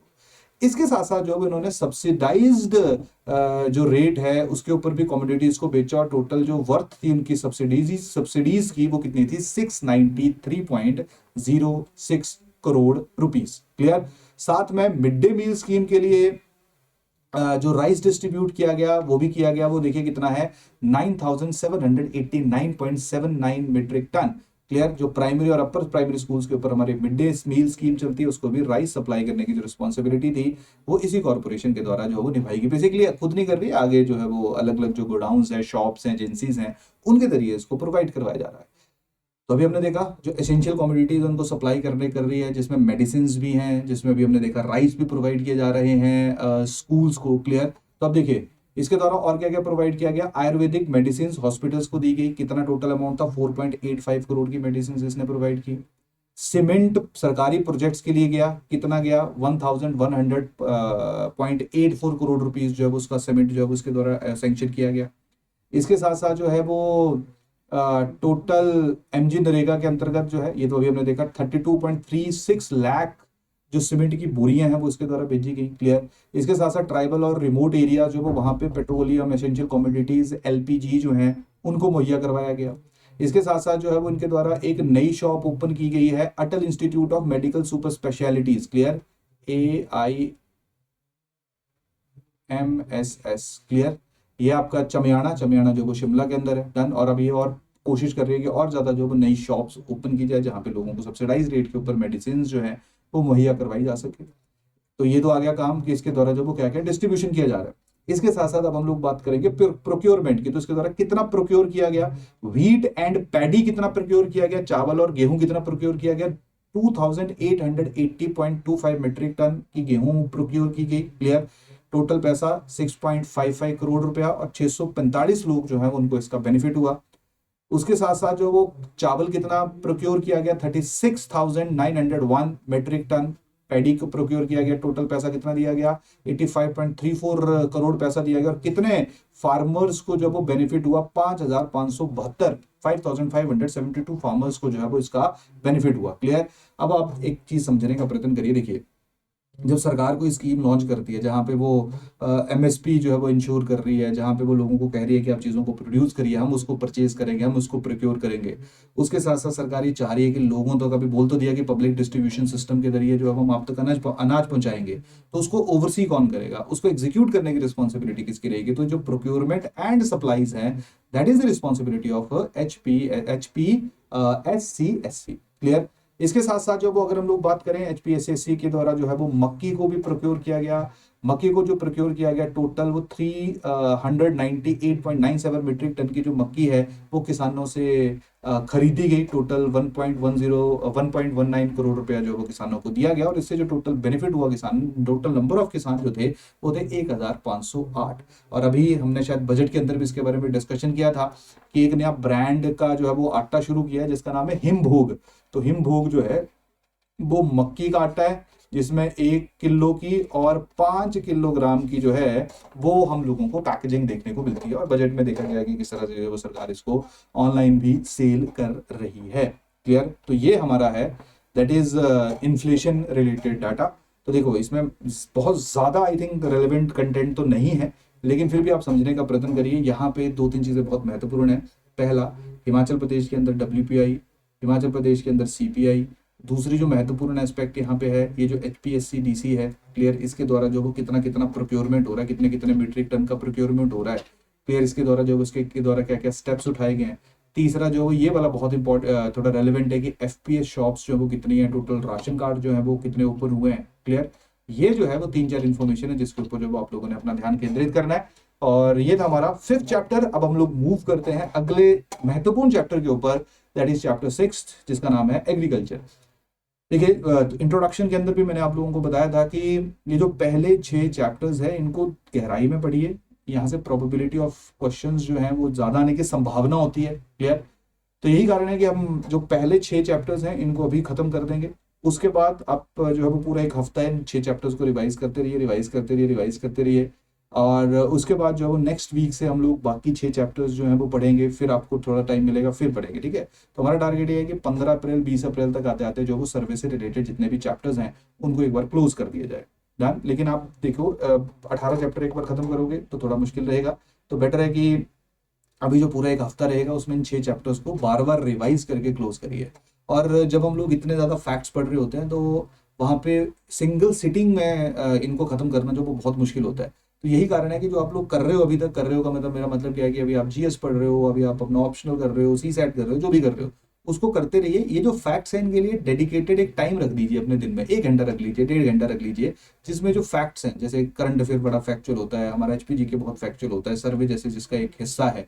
तो ये जो बहुत ज्यादा फैक्चुअल इन्फॉर्मेशन है, इस फैक्चुअल इन्फॉर्मेशन को मेमोराइज करने का जो तरीका है वो क्या है, उसको मेमोराइज करने का ये तरीका है कि आप इसको मल्टीपल टाइम रिवाइज करिए, रोज रिवाइज करिए, ड्यूरेशन इस पे कम लगाइए। ऐसा नहीं है कि आज पढ़ लिया फिर अगले हफ्ते कर रहे हो फिर भूल जाओगे सारे फैक्ट्स। क्लियर। तो ऐसा है कि 1 घंटा निकालिए, अगले दिन जो है वो पिछले दिन को रिवाइज करिए, तीसरे दिन पिछले दिन को रिवाइज करिए। तो रिवीजन चलाते रहिए, संडे को पूरे हफ्ते को रिवाइज करिए, महीने में पूरे महीने को रिवाइज करिए। तो इस तरह से जो है वो जितना आप रिवीजन करोगे उतना ज्यादा जो है वो इन चीजों को मेमोराइज करने की संभावना होगी, पॉसिबिलिटी होगी। क्लियर होगी बात यहाँ पे। चलिए हम चलते हैं अगले हमारे चैप्टर के ऊपर, दैट इज एग्रीकल्चर। जब हम लोग एग्रीकल्चर की बात करते हैं तो एग्रीकल्चर से रिलेटेड काफी महत्वपूर्ण जानकारी जो है वो हम लोगों को इस साल का जो हमारा सर्वे है उसमें देखने को मिलती है। यहाँ पे हमें हर तरह की इंफॉर्मेशन है कि जी कितना टोटल एरिया है, कितने एरिया में हम लोग खेती कर रहे हैं, कितना एरिया ऐसा है जिसमें खेती हो सकती है लेकिन नहीं हो रही है। क्लियर। कितना एरिया ऐसा है जो कम्प्लीटली बैरन है, जहाँ पे पॉसिबिलिटी ही नहीं है कि हम लोग जो है वो खेती कर सकते हैं, जहाँ पे फर्टिलिटी बिल्कुल जीरो है। कौन से ऐसे एरिया हैं जिनमें फर्टिलिटी थोड़ी सी कम है, यानी कि 2-3 साल तक खेती नहीं करोगे तो उसके बाद जो है वो वहां पे खेती होने की संभावना है। उसके साथ साथ एग्रीकल्चर का GDP के अंदर कितना कंट्रीब्यूशन है, एम्प्लॉयमेंट के अंदर कितना कंट्रीब्यूशन है, जो हम लोगों ने सेकंड चैप्टर के अंदर भी पढ़ा हुआ है। एग्रीकल्चर की बात जब हम करते हैं तो एग्रीकल्चर के साथ एक हॉर्टिकल्चर जो वो उसका जो है वो बहुत ज़्यादा कंट्रीब्यूशन हम लोगों को हिमाचल प्रदेश के अंदर देखने को मिलता है। तो एग्रीकल्चर की अलग स्कीम्स जो स्टेट गवर्नमेंट के द्वारा लॉन्च की गई हैं, हालांकि यहाँ पे यूनियन गवर्नमेंट की स्कीम्स का भी जिक्र है, लेकिन हम लोग जो वो स्टेट गवर्नमेंट्स की स्कीम के ऊपर ज़्यादा फोकस करेंगे। और हॉर्टिकल्चर के लिए कौन सी स्टेट की स्कीम्स हैं, कौन सी सेंटर्स की स्कीम है, किस तरह से वो परफॉर्म कर रही हैं, क्या उनका स्टेटस है, ये सारी की सारी जानकारी जो है वो आप लोगों को स्पेसिफिक चैप्टर के अंदर देखने को मिलेगी। तो चलिए इस चैप्टर की शुरुआत करते हैं, आगे चलते हैं। जब हम लोग एग्रीकल्चर की बात करेंगे तो फर्स्ट वीडियो में हमने इसको डिस्कस कर लिया है कि जब हम लोग टोटल जीएसवीए की बात करते हैं तो जीएसवीए जो हिमाचल प्रदेश का है 2024-25 का, उसमें एग्रीकल्चर की कंट्रीब्यूशन है 14.7%। ये क्लियर है सब लोगों को, ये डाटा आप लोगों ने याद रखना है। और टोटल एम्प्लॉयमेंट में जो हिमाचल प्रदेश के अंदर टोटल एम्प्लॉयमेंट के अंदर जो कंट्रीब्यूशन एग्रीकल्चर का है वो कितना है, 53.95%। क्लियर होगी बात यहाँ पे। ये लाइन को एज इट इज जो है आप लोग याद रखिएगा, ये फिर से लाइन जो है वो हमारी रिपीट होगी। अगला इंपॉर्टेंट पॉइंट, हिमाचल प्रदेश का जो टोटल एरिया है सबको पता है कितना है, वो है 55.67 लाख हेक्टेयर। अगर हेक्टेयर में अब आप इसको कन्वर्ट करेंगे, नॉर्मली हम लोग जो इसको 55,673 स्क्वायर किलोमीटर बोलते हैं इन जनरल। अगर स्क्वायर किलोमीटर में पढ़ना हो, अगर हेक्टर में कन्वर्ट करना हो तो हम लोग इसको बोल देते हैं 55.673 लाख हेक्टेयर। क्लियर। तो जब हम लोग 55.767 लाख हेक्टेयर की बात करते हैं, ये एज इट इज, ये वाली लाइन भी एज इट इज पीवाईक्यू में आ चुकी है, ये वाली लाइन भी एज इट इज पीवाईक्यूज में आ चुकी है। पता नहीं आएगी इस बार, नहीं आएगी, मेरे को नहीं आइडिया इसका, लेकिन इस तरह से सवाल जो है हम लोगों को देखने को मिलते हैं। तो टोटल जो एरिया है दैट इज 55.67 लाख हेक्टेयर, जिसमें जो टोटल ऑपरेशनल लैंड होल्डिंग है इस टाइम पे, जो ऑपरेशनल होल्डिंग है जहां पे खेती हो रही है, वो है 9.44 लाख हेक्टेयर। और ये टोटल कितने किसानों के द्वारा इसको ऑपरेट किया जा रहा है, 9.97 लाख। तो अब आप देख लो 9.44 लाख हेक्टेयर है और किसान जो है वो उनकी संख्या इससे ज्यादा है। तो इसका मतलब है कि एक किसान के पास है 1 हेक्टेयर भी नहीं आएगी। यहाँ पे कंफ्यूजन हो सकता है ना कि यार हेक्टेयर ज्यादा है कि लोग ज्यादा है। तो जब आपको ये है ना एक चीज याद रखोगे आपकी, हमारे यहाँ पे अगर हम लोग एवरेज लैंड होल्डिंग की बात करें, एवरेज लैंड होल्डिंग की जब हम लोग बात करते हैं तो हमारे यहाँ पे जो है वो 1 हेक्टेयर से भी कम रहती है। क्लियर। अब 1 हेक्टेयर से भी कम रह रही है तो ऑब्वियस सी बात है कि वहां पे जो जमीन है, ऑपरेशनल लैंड होल्डिंग है, वो कम होगी और जो लोग जिसको यूज कर रहे हैं उनकी संख्या जो है वो ज्यादा होगी। तो यही कारण है जो हमारे यहाँ पे किसान हमें देखने को मिलते हैं, उनका जो टोटल एवरेज लैंड होल्डिंग है दैट इज 0.95 हेक्टेयर। तो ये डाटा जो है वो आप लोग याद रखिएगा। यही कारण है हिमाचल प्रदेश में जो वो किसानों की स्थिति जो वो बहुत ज़्यादा अच्छी नहीं है हिमाचल में, नो डाउट। अभी थोड़ी देर में हम लोग पढ़ेंगे कि जब हम लोग फार्मर्स की भी बात करते हैं तो उनकी भी अलग अलग कैटेगरीज रहती हैं, जिसमें जो है वो मार्जिनल फार्मर्स हैं जिनकी 1 हेक्टेयर से कम की है, स्मॉल फार्मर्स हैं, ठीक है, मीडियम फार्मर्स हैं, लार्ज फार्मर्स हैं। तो अब आप देखोगे कि जो लार्ज फार्मर्स रहते हैं, मीडियम फार्मर्स रहते हैं, जिनके पास जो है वो 4 हेक्टेयर 10 हेक्टेयर से ज्यादा की जमीन है, वो तो ठीक है, लेकिन मेजोरिटी ऑफ पॉपुलेशन जो हमारी मार्जिनल और जो स्मॉल फार्मर्स है उनकी कैटेगरी में आती है। तो यही कारण है हमारे यहाँ पे जो एग्रीकल्चर है, सबसे इंपॉर्टेंट चीज एग्रीकल्चर के लिए यही होती है कि आपके पास लैंड होल्डिंग का साइज कितना है। तो जब आपके पास लैंड होल्डिंग ही कम होगी, जमीन ही कम होगी, तो आप उसके लिए सबसिस्टेंस फार्मिंग ही कर पाओगे। और आप लोग देख लीजिए हिमाचल प्रदेश में कुछ जगहों को छोड़ दिया जाए जहाँ जो हॉर्टिकल्चरल बेल्ट्स हैं, जहाँ पे हॉर्टिकल्चर अच्छा कर रहा है, क्लाइमेट थोड़ा सूट कर रहा है, उसके अलावा अगर आप देखोगे तो लोगों के द्वारा जो खेती की जा रही है वो कंप्लीटली सबसिस्टेंस फार्मिंग ही है। मतलब लोग सिर्फ अपने जीवन यापन के लिए ही खेती कर रहे हैं। और अगर आप गाँव में रहते हो तो आपको इसके बारे में थोड़ा सा आइडिया रहेगा। क्लियर। अगर हम लोग 2014-15-16 सेंसस की बात करेंगे तो लैंड होल्डिंग डिस्ट्रीब्यूशन 88.85% जो वो स्मॉल एंड मार्जिनल फार्मर्स के पास है, यानी कि जिनके पास 2 हेक्टेयर से कम की जमीन है। मार्जिनल फार्मर्स वो जिनके पास लेस देन 1 हेक्टेयर है, स्मॉल फार्मर्स वो जिनके पास 1 से 2 हेक्टेयर है। तो आप देख लीजिए 88.85 एज इट इज डाटा जो है वो आप लोग याद रखिए 88.85% जो इनके पास रहेगी। सेमी मीडियम और मीडियम की अगर हम लोग बात करेंगे तो 10 हेक्टर से कम के हैं जिनके पास जो वो 10.85% है। और लार्ज फार्मर देख लीजिए 0.30% है। इस डाटा को थोड़ा सा और इलेबोरेट भी करेंगे थोड़ी देर में, लेकिन आप पहले इस स्पेसिफिक डाटा को जो है वो जहन में रखिए, ध्यान में रखिए। तो अब आप देख लो यहाँ पे कुछ लोगों के पास मैक्सिमम लैंड होल्डिंग साइज है। तो जब ऐसा रहेगा तो फिर किस तरह से जो वो सारे लोग ग्रो करेंगे। क्लियर। चलिए अब हम लोग जो है एग्रीकल्चरल ग्रोथ की बात करते हैं। अगेन ये सारी चीजें जो पहले हम लोग कर चुके हैं, तो जल्दी जल्दी से एक बार रिवाइज कर लेते हैं। तो जब हम लोग एग्रीकल्चर एंड अलाइड सेक्टर की कंट्रीब्यूशन की बात करते हैं, तो उसमें जो टोटल इजाफा हमें देखने को मिला है वो 53% का है 2020-21 से लेके 2024-25। होपफुली यहाँ पे कंफ्यूजन नहीं हो रहा होगा। इसका मतलब है कि पहले अगर 10 रुपया जो है वो कंट्रीब्यूट किया गया था 2020-21 में, तो 2024-25 तक आते आते जो उसमें 53% का जो इंक्रीज देखा गया। जैसे अगर हम लोग एग्रीकल्चर एंड अलाइड सेक्टर की बात करेंगे, तो टोटल 2020-21 में 20,838 करोड़ रुपए जो वो रेज हुआ, जो इंक्रीज हो गया 31,879 करोड़ में 2024-25 तक आते आते। क्लियर।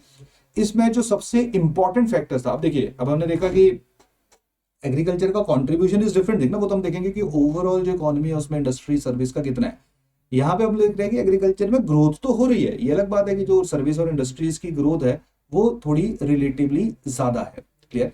जब हम लोग यहाँ पे ग्रोथ पैटर्न को ऑब्जर्व कर रहे हैं, तो हम लोग एक चीज देख रहे हैं कि बढ़ रहा है। अब हम देखेंगे, अच्छा, अब एग्रीकल्चर एंड अलाइड सेक्टर में भी अलग अलग सब सेक्शंस है, इसके सब सेक्टर्स हैं, जिनमें जो क्रॉप्स है वो बहुत मेजर कंट्रीब्यूटर है। तो देखो ये लिखा गया है कि जो बड़ा है इसमें क्रॉप सेक्टर का बहुत बड़ा कंट्रीब्यूशन। अभी थोड़ी देर में हम मैप भी देखेंगे, चार्ट भी देखेंगे, वहां से आपको क्लियर हो जाएगा।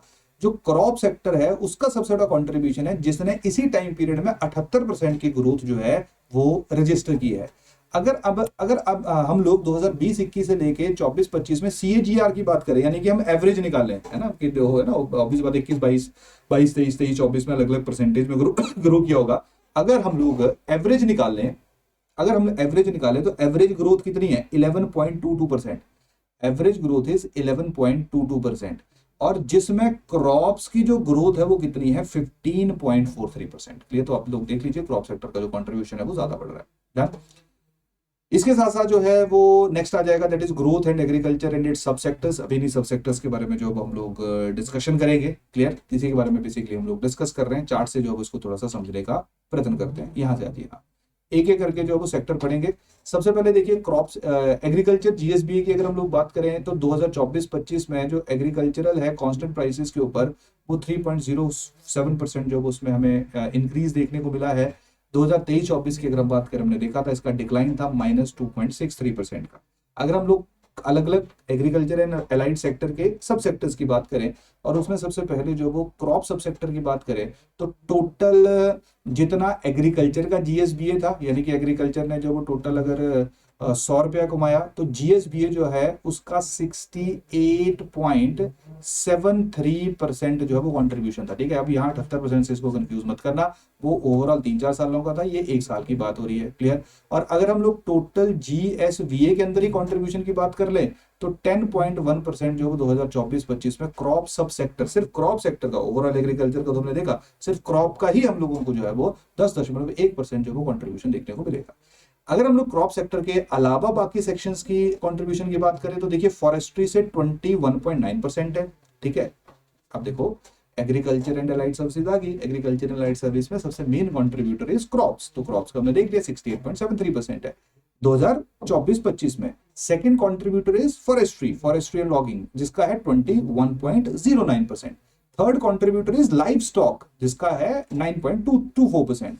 नेक्स्ट इज फिशरीज का है 0.94%। क्लियर। तो ये जो है वो आप लोग थोड़ा सा ध्यान में रखिए। उसके बाद अगर हम लोग लाइव स्टॉक सेक्टर की बात करें, लाइव स्टॉक सेक्टर 2024-25, ये तो हमने देखा भी 9.24% जो है वो एग्रीकल्चर के अंदर उसका GSBA के अंदर कंट्रीब्यूशन है। ओवरऑल GSBA की अगर हम बात करें तो ये होपफुली क्लियर हो रहा होगा। देखिए जी, एक है हिमाचल का GSBA, एक है, जैसे मान लीजिए इस GSBA में एग्रीकल्चर का कितना है, मान लेते हैं एग्रीकल्चर का 100 रुपया है। ठीक है। यहाँ पे मान लेते हैं GSBA जो है वो हमारा 1000 रुपये का है, एग्रीकल्चर से 100 रुपया कमाया। तो हम देख रहे हैं एग्रीकल्चर के जो अलग अलग सेक्शन है कि अच्छा जी क्रॉप से कितना कमाया, ठीक है, लाइव स्टॉक से कितना कमाया। जैसे मान लेते हैं लाइव स्टॉक से हमने 68 रुपये कमाया, तो जब हम लोग 68% की बात करेंगे तो यहाँ पे तो 68% आ जाएगा। ठीक है। लेकिन जब हम देखेंगे ओवरऑल इसको देखेंगे तो 6.8% आ जाएगा। क्लियर होगी बात यहाँ पे। डन। तो ये दो अलग अलग डाटा है। तो टोटल GSBA की अगर हम बात करें 1.36%, ये 100,000 सिर्फ उदाहरण के लिए था। और अगर हम लोग एग्रीकल्चर एंड अलाइड सेक्टर की बात करें, दैट इज 9.24%। और इस साल की जो प्रोजेक्शन है 2024-25 की, दैट इज 5.2%। क्लियर। फॉरेस्ट्री की अगर हम बात करें, तो फॉरेस्ट्री का हमने देखा फर्स्ट नंबर पे जो है 10% के आसपास टोटल जीएसबीए ऑफ हिमाचल प्रदेश के अंदर जो कंट्रीब्यूशन है वो क्रॉप सेक्टर का है। दूसरे नंबर पे फॉरेस्ट्री का है, तो फॉरेस्ट्री का 3.10% आ जाएगा। और ओवरऑल अगर हम लोग एग्रीकल्चर के अंदर इसको देखेंगे तो इसका कितना आ जाएगा, 21.09% आ जाएगा। इसकी जो ग्रोथ प्रोजेक्शन है वो 4% है। पिछले साल जो है -1.5% से ग्रो किया था। क्लियर होगी बात यहाँ, डन। इसके साथ साथ फिशरी सेक्टर की हम बात करें 0.94% है एग्रीकल्चर के सेक्शन के अंदर, और ओवरऑल जीएसबीए के अंदर जो इसका सेक्शन है दैट इज 0.14%। देखो यार ये तो याद रखना पड़ेगा आप लोगों को, क्लियर। तो यहाँ पे जो है आप लोग ध्यान रखेंगे, एग्रीकल्चर एंड अलाइड सेक्टर हमने देखा, उसमें हम लोगों ने अलग अलग चीजें देखी, क्रॉप्स देखी, लाइव स्टॉक देखा, और क्या देखा, फॉरेस्ट्री देखी, और फिशरीज देखा। तो यहाँ पे आपने देखना है जीएसबीए के अंदर कितना परसेंट कॉन्ट्रीब्यूशन है और एग्रीकल्चर के अंदर कितना कॉन्ट्रीब्यूशन। क्लियर होगी बात यहाँ पे। तो ये बस फैक्ट्स हैं, इनको थोड़ा सा आप लोग ध्यान में रखना। ये करना होगा याद है, ग्रोथ प्रोजेक्शन तो कर लेना, कोई बड़ा ज्यादा रेलेवेंट नहीं है, लेकिन ये वाला डाटा जो है आप लोगों के लिए महत्वपूर्ण है। क्लियर। तो ये आ गया हमारा पहला और महत्वपूर्ण डाटा कि जब हम लोग एग्रीकल्चर की बात करेंगे तो एग्रीकल्चर के अंदर जो सब सेक्टर्स हैं उनके अंदर हम लोगों को जो वो कितना परसेंट ग्रोथ जो हम लोग रजिस्टर कर रहे हैं। अब हम लोग बात करते हैं land use pattern in Himachal प्रदेश की, कि हिमाचल प्रदेश के अंदर जो लैंड यूजर्स पैटर्न है वो किस तरह का है। हिमाचल प्रदेश का टोटल ज्योग्राफिकल एरिया सबको पता है 55,673 स्क्वायर किलोमीटर। अगर हम लोग हिंदुस्तान की बात करें तो ये 17th नंबर पे आता है, 17वें नंबर पे आता है, 17वें नंबर पे आता है, और उसके साथ साथ अगर हम पूरी दुनिया में बात करें तो 126 नंबर पे आता है। अगर हम लोग लैंड डिस्ट्रीब्यूशन की बात करें तो लैंड डिस्ट्रीब्यूशन में net sown area total area का सिर्फ 11.49% है, ठीक है, जहां पे आप खेती कर रहे हो।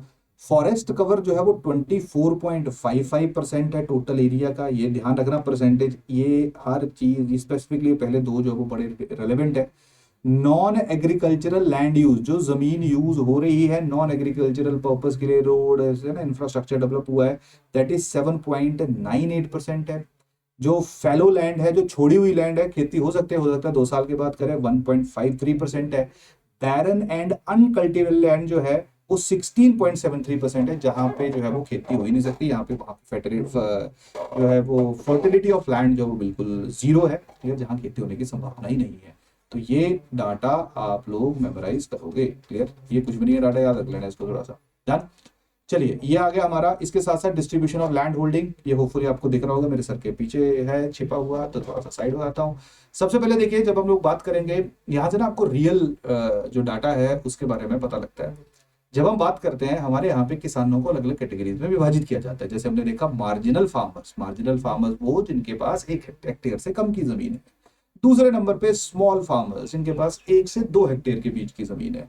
तीसरे नंबर पे सेमी मीडियम कहा जाता है, जिनके पास 2 से 4 हेक्टेयर के बीच की जमीन है। फिर आते हैं मीडियम, जिनके पास 4 से 10 हेक्टेयर के बीच की जमीन है। फिर आते हैं लार्ज फार्मर, जिनके पास 10 हेक्टेयर या 10 हेक्टेयर से ज्यादा की जमीन है। अब आप देखो, जो लार्ज फार्मर्स हैं वो सिर्फ तुम्हारे 0.03, इसका मतलब क्या है कि जो लार्ज फार्मर है वो तुम्हारे 3000 के आसपास है, ठीक है। नंबर यही याद रखना क्योंकि सेंसस में दिया हुआ है, सॉरी सर्वे में दिया हुआ है। टोटल जो लैंड के ऊपर ये ऑपरेट कर रहे हैं वो 0.47 यानी कि 47,000 हेक्टेयर के आसपास की जो वो सिर्फ 3000 लोगों के पास जमीन है। और अगर एवरेज निकालोगे आप, तो एवरेज में यहाँ लिख देता हूँ, एवरेज जो है वो 15.67 हेक्टेयर आ रही है। मतलब एक इंसान 15 हेक्टेयर बड़ी बड़ी जमीन होती है, एक इंसान जो है वो ऑन एन एवरेज जो है वो आपके पास 15 हेक्टेयर की जमीन एक इंसान को आ रही है, ठीक है। जो हमारे लार्ज फार्मर है, चाहे उनकी संख्या 3000 ही है, लेकिन उनका स्थिति देख लीजिए आप। इसको हम कंपेयर करते हैं मार्जिनल के साथ, बाकी डाटा आपने सारा याद रखना है, मार्जिनल के साथ कंपेयर करते हैं। देखिए मार्जिनल में जो संख्या है 7.12 लाख, जितने टोटल किसान है उनमें मार्जिनल फार्मर देखो कितने ज्यादा है। हमने कहा था ना स्मॉल एंड मार्जिनल फार्मर जो है they are 88 point something %, clear. तो उनमें सबसे ज्यादा मार्जिनल फार्मर्स हैं, दैट इज 7.12%, सॉरी 7.12 लाख। जैसे टोटल अगर 9.97 लाख हमारे पास जो वो फार्मर्स है, तो उनमें से 7.12 लाख जो है they are basically marginal farmers. और वो मिलके 2.85 लाख हेक्टेयर जो है जमीन है उसके ऊपर खेती तो कर रहे हैं, बहुत बढ़िया है। लेकिन पर इंडिविजुअल जब आप निकालते हो that is only 0.40 hectare, clear. तो आप यहाँ पे समझ लीजिए कि कितना ज्यादा गैप जो है इवन एग्रीकल्चर के अंदर भी हम लोगों के अंदर देखने को मिलता है। अब जो लार्ज हैं या मीडियम हैं, ठीक है, कुछ हद तक जो है इनकी स्थिति ठीक होगी, लेकिन अब आप समझो कि जो 80% है हमारे यहाँ पे, जो लगभग जो है वो हमारा मेजोरिटी ऑफ कंपोनेंट जो वो होल्ड कर रहे हैं, दैट इज मार्जिनल फार्मर्स, उनकी स्थिति जो है हिमाचल प्रदेश के अंदर बिल्कुल भी अच्छी नहीं है।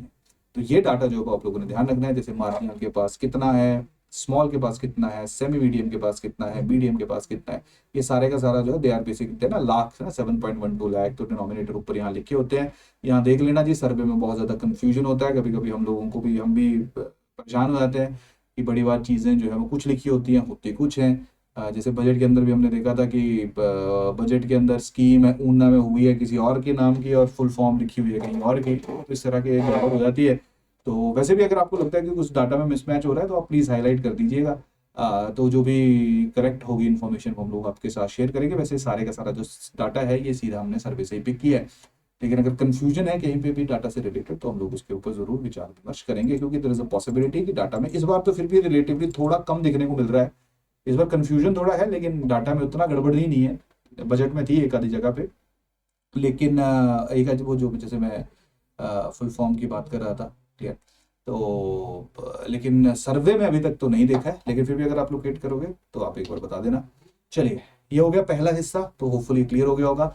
अब हम लोग चलते हैं दूसरे हिस्से के ऊपर, that is rainfall trends in Himachal प्रदेश।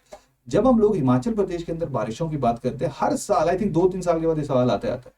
तो जब हम लोग बात करेंगे तो स्टेट में जो टोटल बारिश, तो पिछले साल जो एवरेज रेनफॉल हुआ दैट इज 1251 mm, क्लियर। जिसमें हाईएस्ट जो है वो कांगड़ा है, दूसरे नंबर पे चंबा है, तीसरे नंबर पे सिरमौर है और चौथे नंबर पे मंडी है। तो ये सर्वे का डाटा है, इसको जो आप लोग यहाँ पे याद रख लेना, क्लियर। अगर इसको थोड़ा सा और हम लोग बाइफरकेट करें तो जून और सितंबर का महीना जहां पे हिमाचल प्रदेश के अंदर मानसून होती है और ऐसा माना जाता है कि अच्छी खासी बारिश होगी, तो इस महीने में हिमाचल में 602 mm की ही बारिश हुई, क्लियर। जो 132 mm जो है नॉर्मल से कम है। तो कम बारिश है। वैसे भी हमने देखा कि पिछले साल बहुत हुई थी, पिछले साल जो अब हम लोगों को 2024 में इतनी ज्यादा बारिशें जो हिमाचल पे देखने को नहीं मिली, क्लियर। इसके साथ साथ अक्टूबर से दिसंबर 2024 के बीच में स्टेट ने 50 mm की जो बारिश है, स्टेट में 50 mm की बारिश हुई, जो 33 mm लेस है नॉर्मल से, क्लियर। तो देखिए हिमाचल प्रदेश के अंदर जो वो बारिशें हैं वो हमें कम देखने को मिल रही है। और इसका सबसे बड़ा नुकसान समझो, जब हम लोग एग्रीकल्चर की बात करते हैं तो एग्रीकल्चर में भी दो तरह से एग्रीकल्चर होता है। एक एग्रीकल्चर होता है जहाँ पे जो इरिगेटेड एग्रीकल्चर होता है, यानी कि जहाँ पे इरिगेशन के जो चैनल्स हैं वो मौजूद होते हैं। दूसरा एग्रीकल्चर ऐसा होता है जो सिर्फ बारिश के ऊपर डिपेंडेंट होता है। और हिमाचल प्रदेश में देखिए इन जनरल कुल्ले बनाना, कैनाल्स बनाना मुश्किल होता है। उसके साथ साथ हमारी टोपोग्राफी इस तरह की है कि वहां से ग्राउंड वाटर से भी पानी निकालना बड़ा मुश्किल है, क्लियर। प्लेन थोड़ा सा जो वैली वाले एरियाज हैं वहाँ पे तो फिर भी प्रोबेबिलिटी रहती है, बट इन जनरल जो स्लोपी एरियाज के ऊपर मौजूद गांव हैं वहाँ पे जो वो पानी पहुंचाना मुश्किल होता है। तो ये डाटा भी आप लोग ध्यान रखना है। आपको वैसे एग्रीकल्चर से रिलेटेड जो इन्फॉर्मेशन है उसमें यूज आ जाएगा कि हिमाचल प्रदेश के अंदर जिसको हम लोग कहते हैं रेन फेड एग्रीकल्चर का मतलब होता है ऐसा एग्रीकल्चर जो बारिश के ऊपर ही डिपेंडेंट है। तो रेन फेड एग्रीकल्चर जो है टोटल हिमाचल प्रदेश के अंदर जो लैंड है उसका 80% जो एग्रीकल्चर हो रहा है हमारे यहाँ पे, वो रेन फेड एग्रीकल्चर हो रहा है। हिमाचल प्रदेश की अगर हम बात करें, हिमाचल प्रदेश की इंपॉर्टेंट क्रॉप्स कौन कौन सी हैं तो उनके बारे में आपको पता होना चाहिए। राइस है, मेज है, व्हीट है, सोयाबीन है, सनफ्लावर है जो खरीफ की फसलें हैं, क्लियर। इसके साथ साथ रेप सीड, मस्टर्ड, तोरिया, ये ऑयल सीड क्रॉप्स आ गई, रावी की हैं, माश, मूंग, राजमा, खरीफ की आ गई, ग्राम, रेड डिल, रावी। ये ध्यान रखो, ये वैसे तो चलो इन जनरल ज्योग्राफी का ना बेसिक सवाल है कि रावी क्रॉप्स कौन सी हैं और खरीफ क्रॉप्स कौन सी हैं, लेकिन फिर भी इसको देख लेना जब दिया हुआ है यहाँ पे डाटा की रावी कौन सी है और खरीफ कौन सी है। होपफुली आपको समझ आ रहा होगा कि खरीफ जो है वो बेसिकली वो होते हैं जो गर्मियों में और मानसून के महीने में हम लोग उगा रहे होते हैं, और रावी वो होती है जो रिलेटिवली ठंडे समय में जो वो उगाई जाती है, क्लियर। जैसे कि अपना जब हम लोग गेहूं की बात करते हैं तो गेहूं जो वो बेसिकली राबी की आ जाती है, राइस की जब हम बात करते हैं वो खरीफ आ जाता है, क्लियर। तो ये बेसिक जोग्राफिकल वो है, तो आप लोग एक बार देख लेना। देखिए सर्वे में थोड़ा सा चैलेंज ये भी रहता है क्योंकि इसमें अलग अलग सब्जेक्ट्स के जो वो कंसेप्ट भी आते हैं। तो आप लोग होपफुली सर्वे को तभी पढ़ रहे होंगे जब आपने बाकी चीज़ें जो वो रीड कर ली होंगी। तो इस तरह से जो हम लोग एग्रीकल्चरल ट्रेंड्स की बात कर सकते हैं। इसके साथ साथ हम लोग एग्रीकल्चर एंड अलाइड सर्विसेज से रिलेटेड अब क्रॉप्स वाले को थोड़ा सा और इलाबोरेट करते हैं। जब हम लोग बात करेंगे नेट सोन एरिया की हिमाचल प्रदेश के अंदर, तो 2021-22 में जो नेट सोन एरिया था वो 527,000 हेक्टेयर था। और 2022-23 तक आते आते 532,000 हेक्टेयर जो है वो इंक्रीज हो गया। क्लियर। इसके साथ साथ इसमें जो मेजर क्रॉप्स हैं, सबसे ज़्यादा जो टोटल हम लोग टोटल जितना कल्टीवेटेड एरिया है जिसके ऊपर जो वो खेती की जा रही है, जो टोटल कल्टीवेटेड एरिया है उसमें व्हीट, मेज, राइस, बार्ले एंड पल्सेस ये 80% जो वो होल्ड करते हैं। ये ध्यान रखो परसेंटेज वाइज कि जो जिस एरिया के ऊपर जो वो हम लोग खेती कर रहे हैं, जिस एरिया के ऊपर जो वो हम लोग खेती कर रहे हैं, उस एरिया के ऊपर जो वो सबसे ज्यादा किस चीज की खेती की जा रही है, तो सबसे ज्यादा हिमाचल प्रदेश में गेहूं की खेती की जा रही है। दैट इज एक सेकेंड रुकिए, हाँ हाँ बिल्कुल गेहूं की आ रही है, दैट इज 35.87%। दूसरे नंबर पे जो मक्की की आ रही है दैट इज 28.73%। तो दोनों को अगर मिला दें तो 65% के आसपास का जो एरिया है वहां पे हिमाचल में मक्की और गेहूं जो है वही उगाई जा रही है। क्लियर। इसके साथ साथ जो है जो टोटल हम लोग प्रोड्यूस कर रहे हैं उसमें फूड ग्रेन्स 41.7% कॉन्ट्रीब्यूट कर रहे हैं, वो जिनको हम कंज्यूम कर रहे हैं सीधा। कॉमर्शियल क्रॉप्स जो है वो accounted for 58.25% of total crop production, जिनको जो वो कॉमर्शियल पर्पस के लिए यानी कि सेल के लिए जो वो उगाया जा रहा है या सेल हो रही है। इसके साथ साथ जो वो मिलेट्स हो गया और बाजरा हो गया, ऐसी उम्मीद है कि इसमें जो वो 76.15% का जो वो इंक्रीमेंट होगा। गेहूं में 3.33% का जो है वो इंक्रीमेंट होने की संभावना है। लेकिन जो वीट की प्रोडक्शन है उसमें संभावना है 2024-25 में कि डिक्लाइन करेगी बाय -19.76%। क्लियर। तो इसमें हमें डिक्लाइन के ट्रेंड देखने को मिल रहे हैं क्योंकि धीरे धीरे लोग जो वो ज्यादा कैश क्रॉप्स की तरफ ज्यादा मूव कर रहे हैं। पहले क्या होता था कि हमारे यहाँ पे जो हॉर्टिकल्चर था वो टेम्परेट हॉर्टिकल्चर को ज़्यादा पुश मिल रहा था, जिसमें एप्पल ऑर्चर्ड्स वगैरह आ गए। अब धीरे धीरे जो है वो ट्रॉपिकल के ऊपर ये ज़्यादा फोकस कर रहे हैं और जो हमारे शिवालिक्स वाले एरियाज हैं वहाँ पे भी हॉर्टिकल्चर को ज़्यादा पुश किया जा रहा है, जिसके कारण जो वो वीट प्रोडक्शन से धीरे धीरे लोग जो है वो कैश क्रॉप्स की तरफ मूव हो रहे हैं। क्योंकि फूड क्रॉप्स जो हैं उनमें मार्जिन जो है थोड़े से कम होते हैं। फूड क्रॉप्स के लिए बड़ा एक्सटेंसिव एरिया चाहिए होता है अगर मार्जिन निकालने हैं, लेकिन जो कैश क्रॉप्स होती है उनमें छोटे एरिया से भी मार्जिन जो है वो किसानों के द्वारा निकाले जा सकते हैं। तो इन जनरल हम लोग वीट प्रोडक्शन में जो है वो थोड़ा सा डिक्लाइन भी देख रहे हैं और इसके लिए मौसम जो है, क्लाइमेट जो है वो भी एक बहुत बड़ा इंपॉर्टेंट फैक्टर है। अब देखो यहाँ पे आ जाओ, ये कितना, ये 1000 मीट्रिक टन का जो है वो पूरे का पूरा एक डाटा है। क्लियर। तो देखो सबसे ज्यादा जो है वो प्रोडक्शन हम लोगों को कितनी देखने को मिली है, एक एक करके दो तीन उठा लेते हैं, ठीक है, बाकी फिर आप लोग देख लेना। जब हम लोग बात करेंगे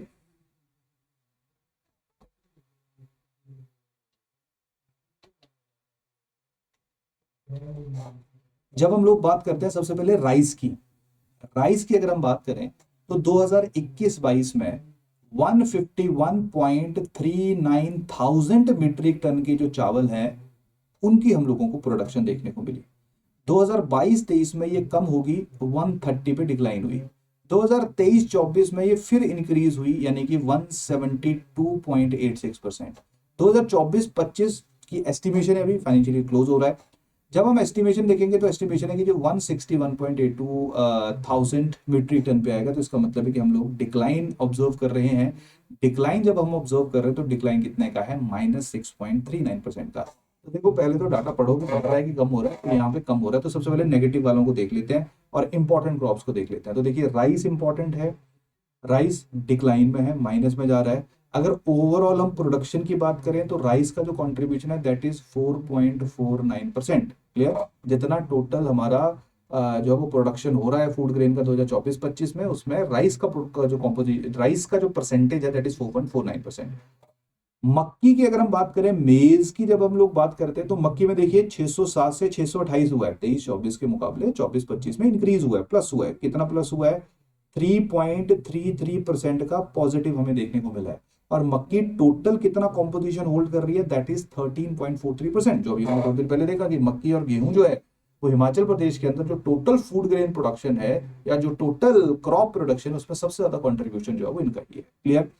उसके बाद देखिए भीट पे आते हैं, गेहूं पे आते हैं। गेहूं की अगर हम बात करें 782.66 थाउजेंड मीट्रिक टन की प्रोडक्शन थी 2023-24 में, कम हुई 628। तो देखो माइनस में सबसे ज्यादा डिक्लाइन जो इसी का ही है।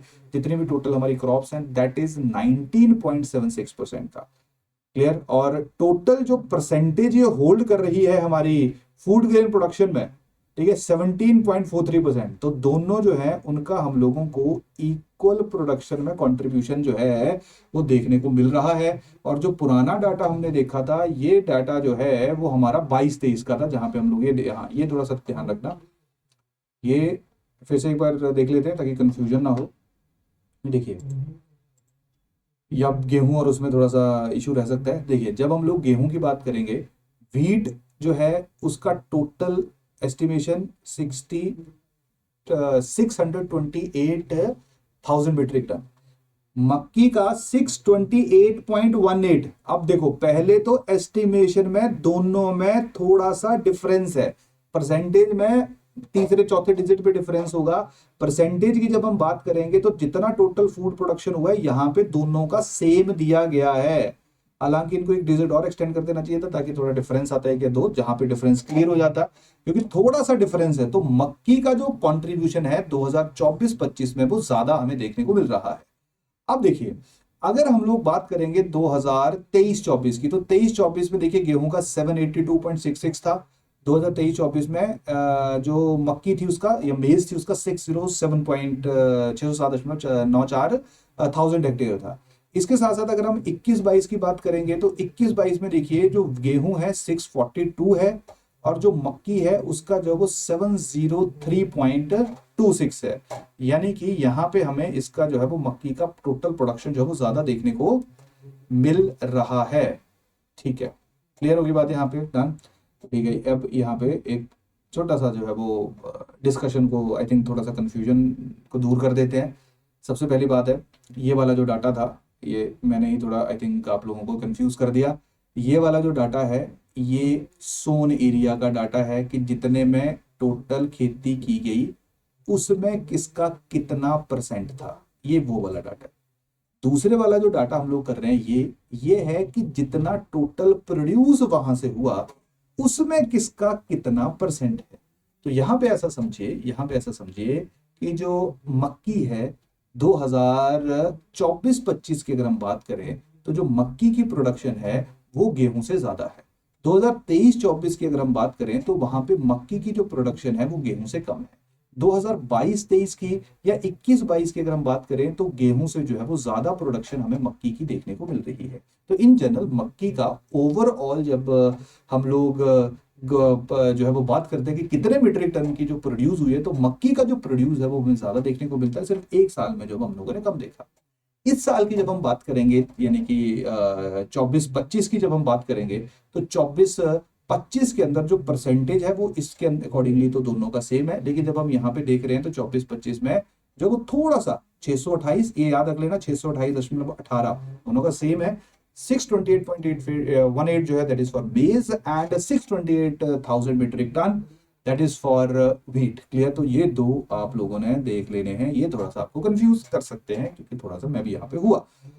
क्लियर हुई बात? यहाँ पे राइस, मेज, रागी, मिलेट्स, व्हीट, बार्ले, ग्राम पल्सेस, ये सारे के सारे जो आपके फूड ग्रेन्स हैं, तो यहाँ पे पूरा लिखा गया है कि फूड ग्रेन की जो वो प्रोडक्शन क्या है। तो देखो, वैसे तो नजर सब पे मारो, तीन इंपॉर्टेंट है, राइस, मेज, व्हीट कितना परसेंट है, क्या कोई नेगेटिव में गया है? राइस की कम होने की संभावना है, रागी कम में जा रही है, गेहूं कम में जा रही है, बार्ले कम में जा रही है, और ओवरऑल जो है वो हमें डिक्लाइन देखने को मिल रहा है ओवरऑल फूड ग्रेन प्रोडक्शन में 8.47% का। क्लियर? और टोटल फूड ग्रेन प्रोडक्शन जो है, टोटल प्रोडक्शन का कितना परसेंट कंट्रीब्यूशन है इसका, फूड ग्रेन का जो टोटल कंट्रीब्यूशन है दैट इज 41.75%। क्लियर? तो जितनी भी चीजें हमारे यहाँ पे प्रोड्यूस हो रही हैं एग्रीकल्चर एंड एलाइड सर्विसेज के अंदर, उसमें जो सबसे बड़ा कंट्रीब्यूशन है वो अपना फूड ग्रेन्स का है दैट इज 41.75%। तो ये वाला डाटा याद रखना है। नेगेटिव कहाँ कहाँ हो रहा है वो थोड़ा सा ध्यान रख लेना।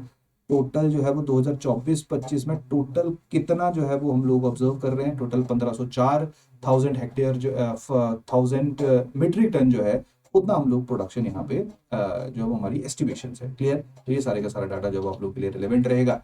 इसके साथ साथ बाकी कॉमर्शियल क्रॉप्स को देख लीजिए। जैसे जब हम लोग पोटैटो की बात करेंगे, वेजिटेबल्स की बात करेंगे, जिंजर की बात करेंगे, तो जब हम लोग पोटैटो कल्टीवेशन की बात करते हैं तो पोटैटो कल्टीवेशन जो वो टोटल 5.41% होल्ड करता है, वेजिटेबल्स 51.90% होल्ड कर रहा है, ginger 0.94%। Important important important. Potato की कल्टीवेशन 2024-25 में माइनस में डिक्लाइन हुई है। वेजिटेबल 1.09% इंक्रीज हुआ है। Ginger 2.56, again important. ये कितना जो है वो मीट्रिक टन का है, कितना 1000 मीट्रिक टन का है, ये वाला डाटा भी आप लोगों ने यहाँ पे ध्यान में रखना है। तो देखो क्या हम लोग सीख रहे हैं, जब हम लोग overall agriculture and allied services में प्रोडक्शंस की बात करेंगे तो हम लोग दो हिस्सों में विभाजित करेंगे। एक हमारी फूड ग्रेन प्रोडक्शन आ जाएंगी, दूसरी जो है वो हमारी कॉमर्शियल क्रॉप्स आ जाएंगी। फूड ग्रेन प्रोडक्शन की जब हम बात करें तो अभी हमने थोड़ी देर पहले देखा वीट रागी सारा फूड ग्रेन प्रोडक्शन में आ गया। जब हम लोग कॉमर्शियल्स की बात करेंगे तो उसमें पोटैटो वेजिटेबल जिंजर आ गया। अब देखें कि सबसे ज्यादा कंट्रीब्यूशन किसका है, तो देखो अब है वेजिटेबल्स का सबसे ज्यादा है, सबसे ज्यादा जो वो वेजिटेबल का product contribution that is 51.90%। Even vegetables का जो टोटल कंट्रीब्यूशन है प्रोडक्शन में वेट वाइज वो वैसे भी ज्यादा ही होगा वेजिटेबल का, वो फूड ग्रेन प्रोडक्शन का जो है उससे भी ज्यादा है, क्योंकि फूड ग्रेन का भी हमने देखा फूड ग्रेन का ओवरऑल जो कंट्रीब्यूशन है that is 41.75 thousand metric ton. लेकिन वेजिटेबल्स का जो है वो है 51.90।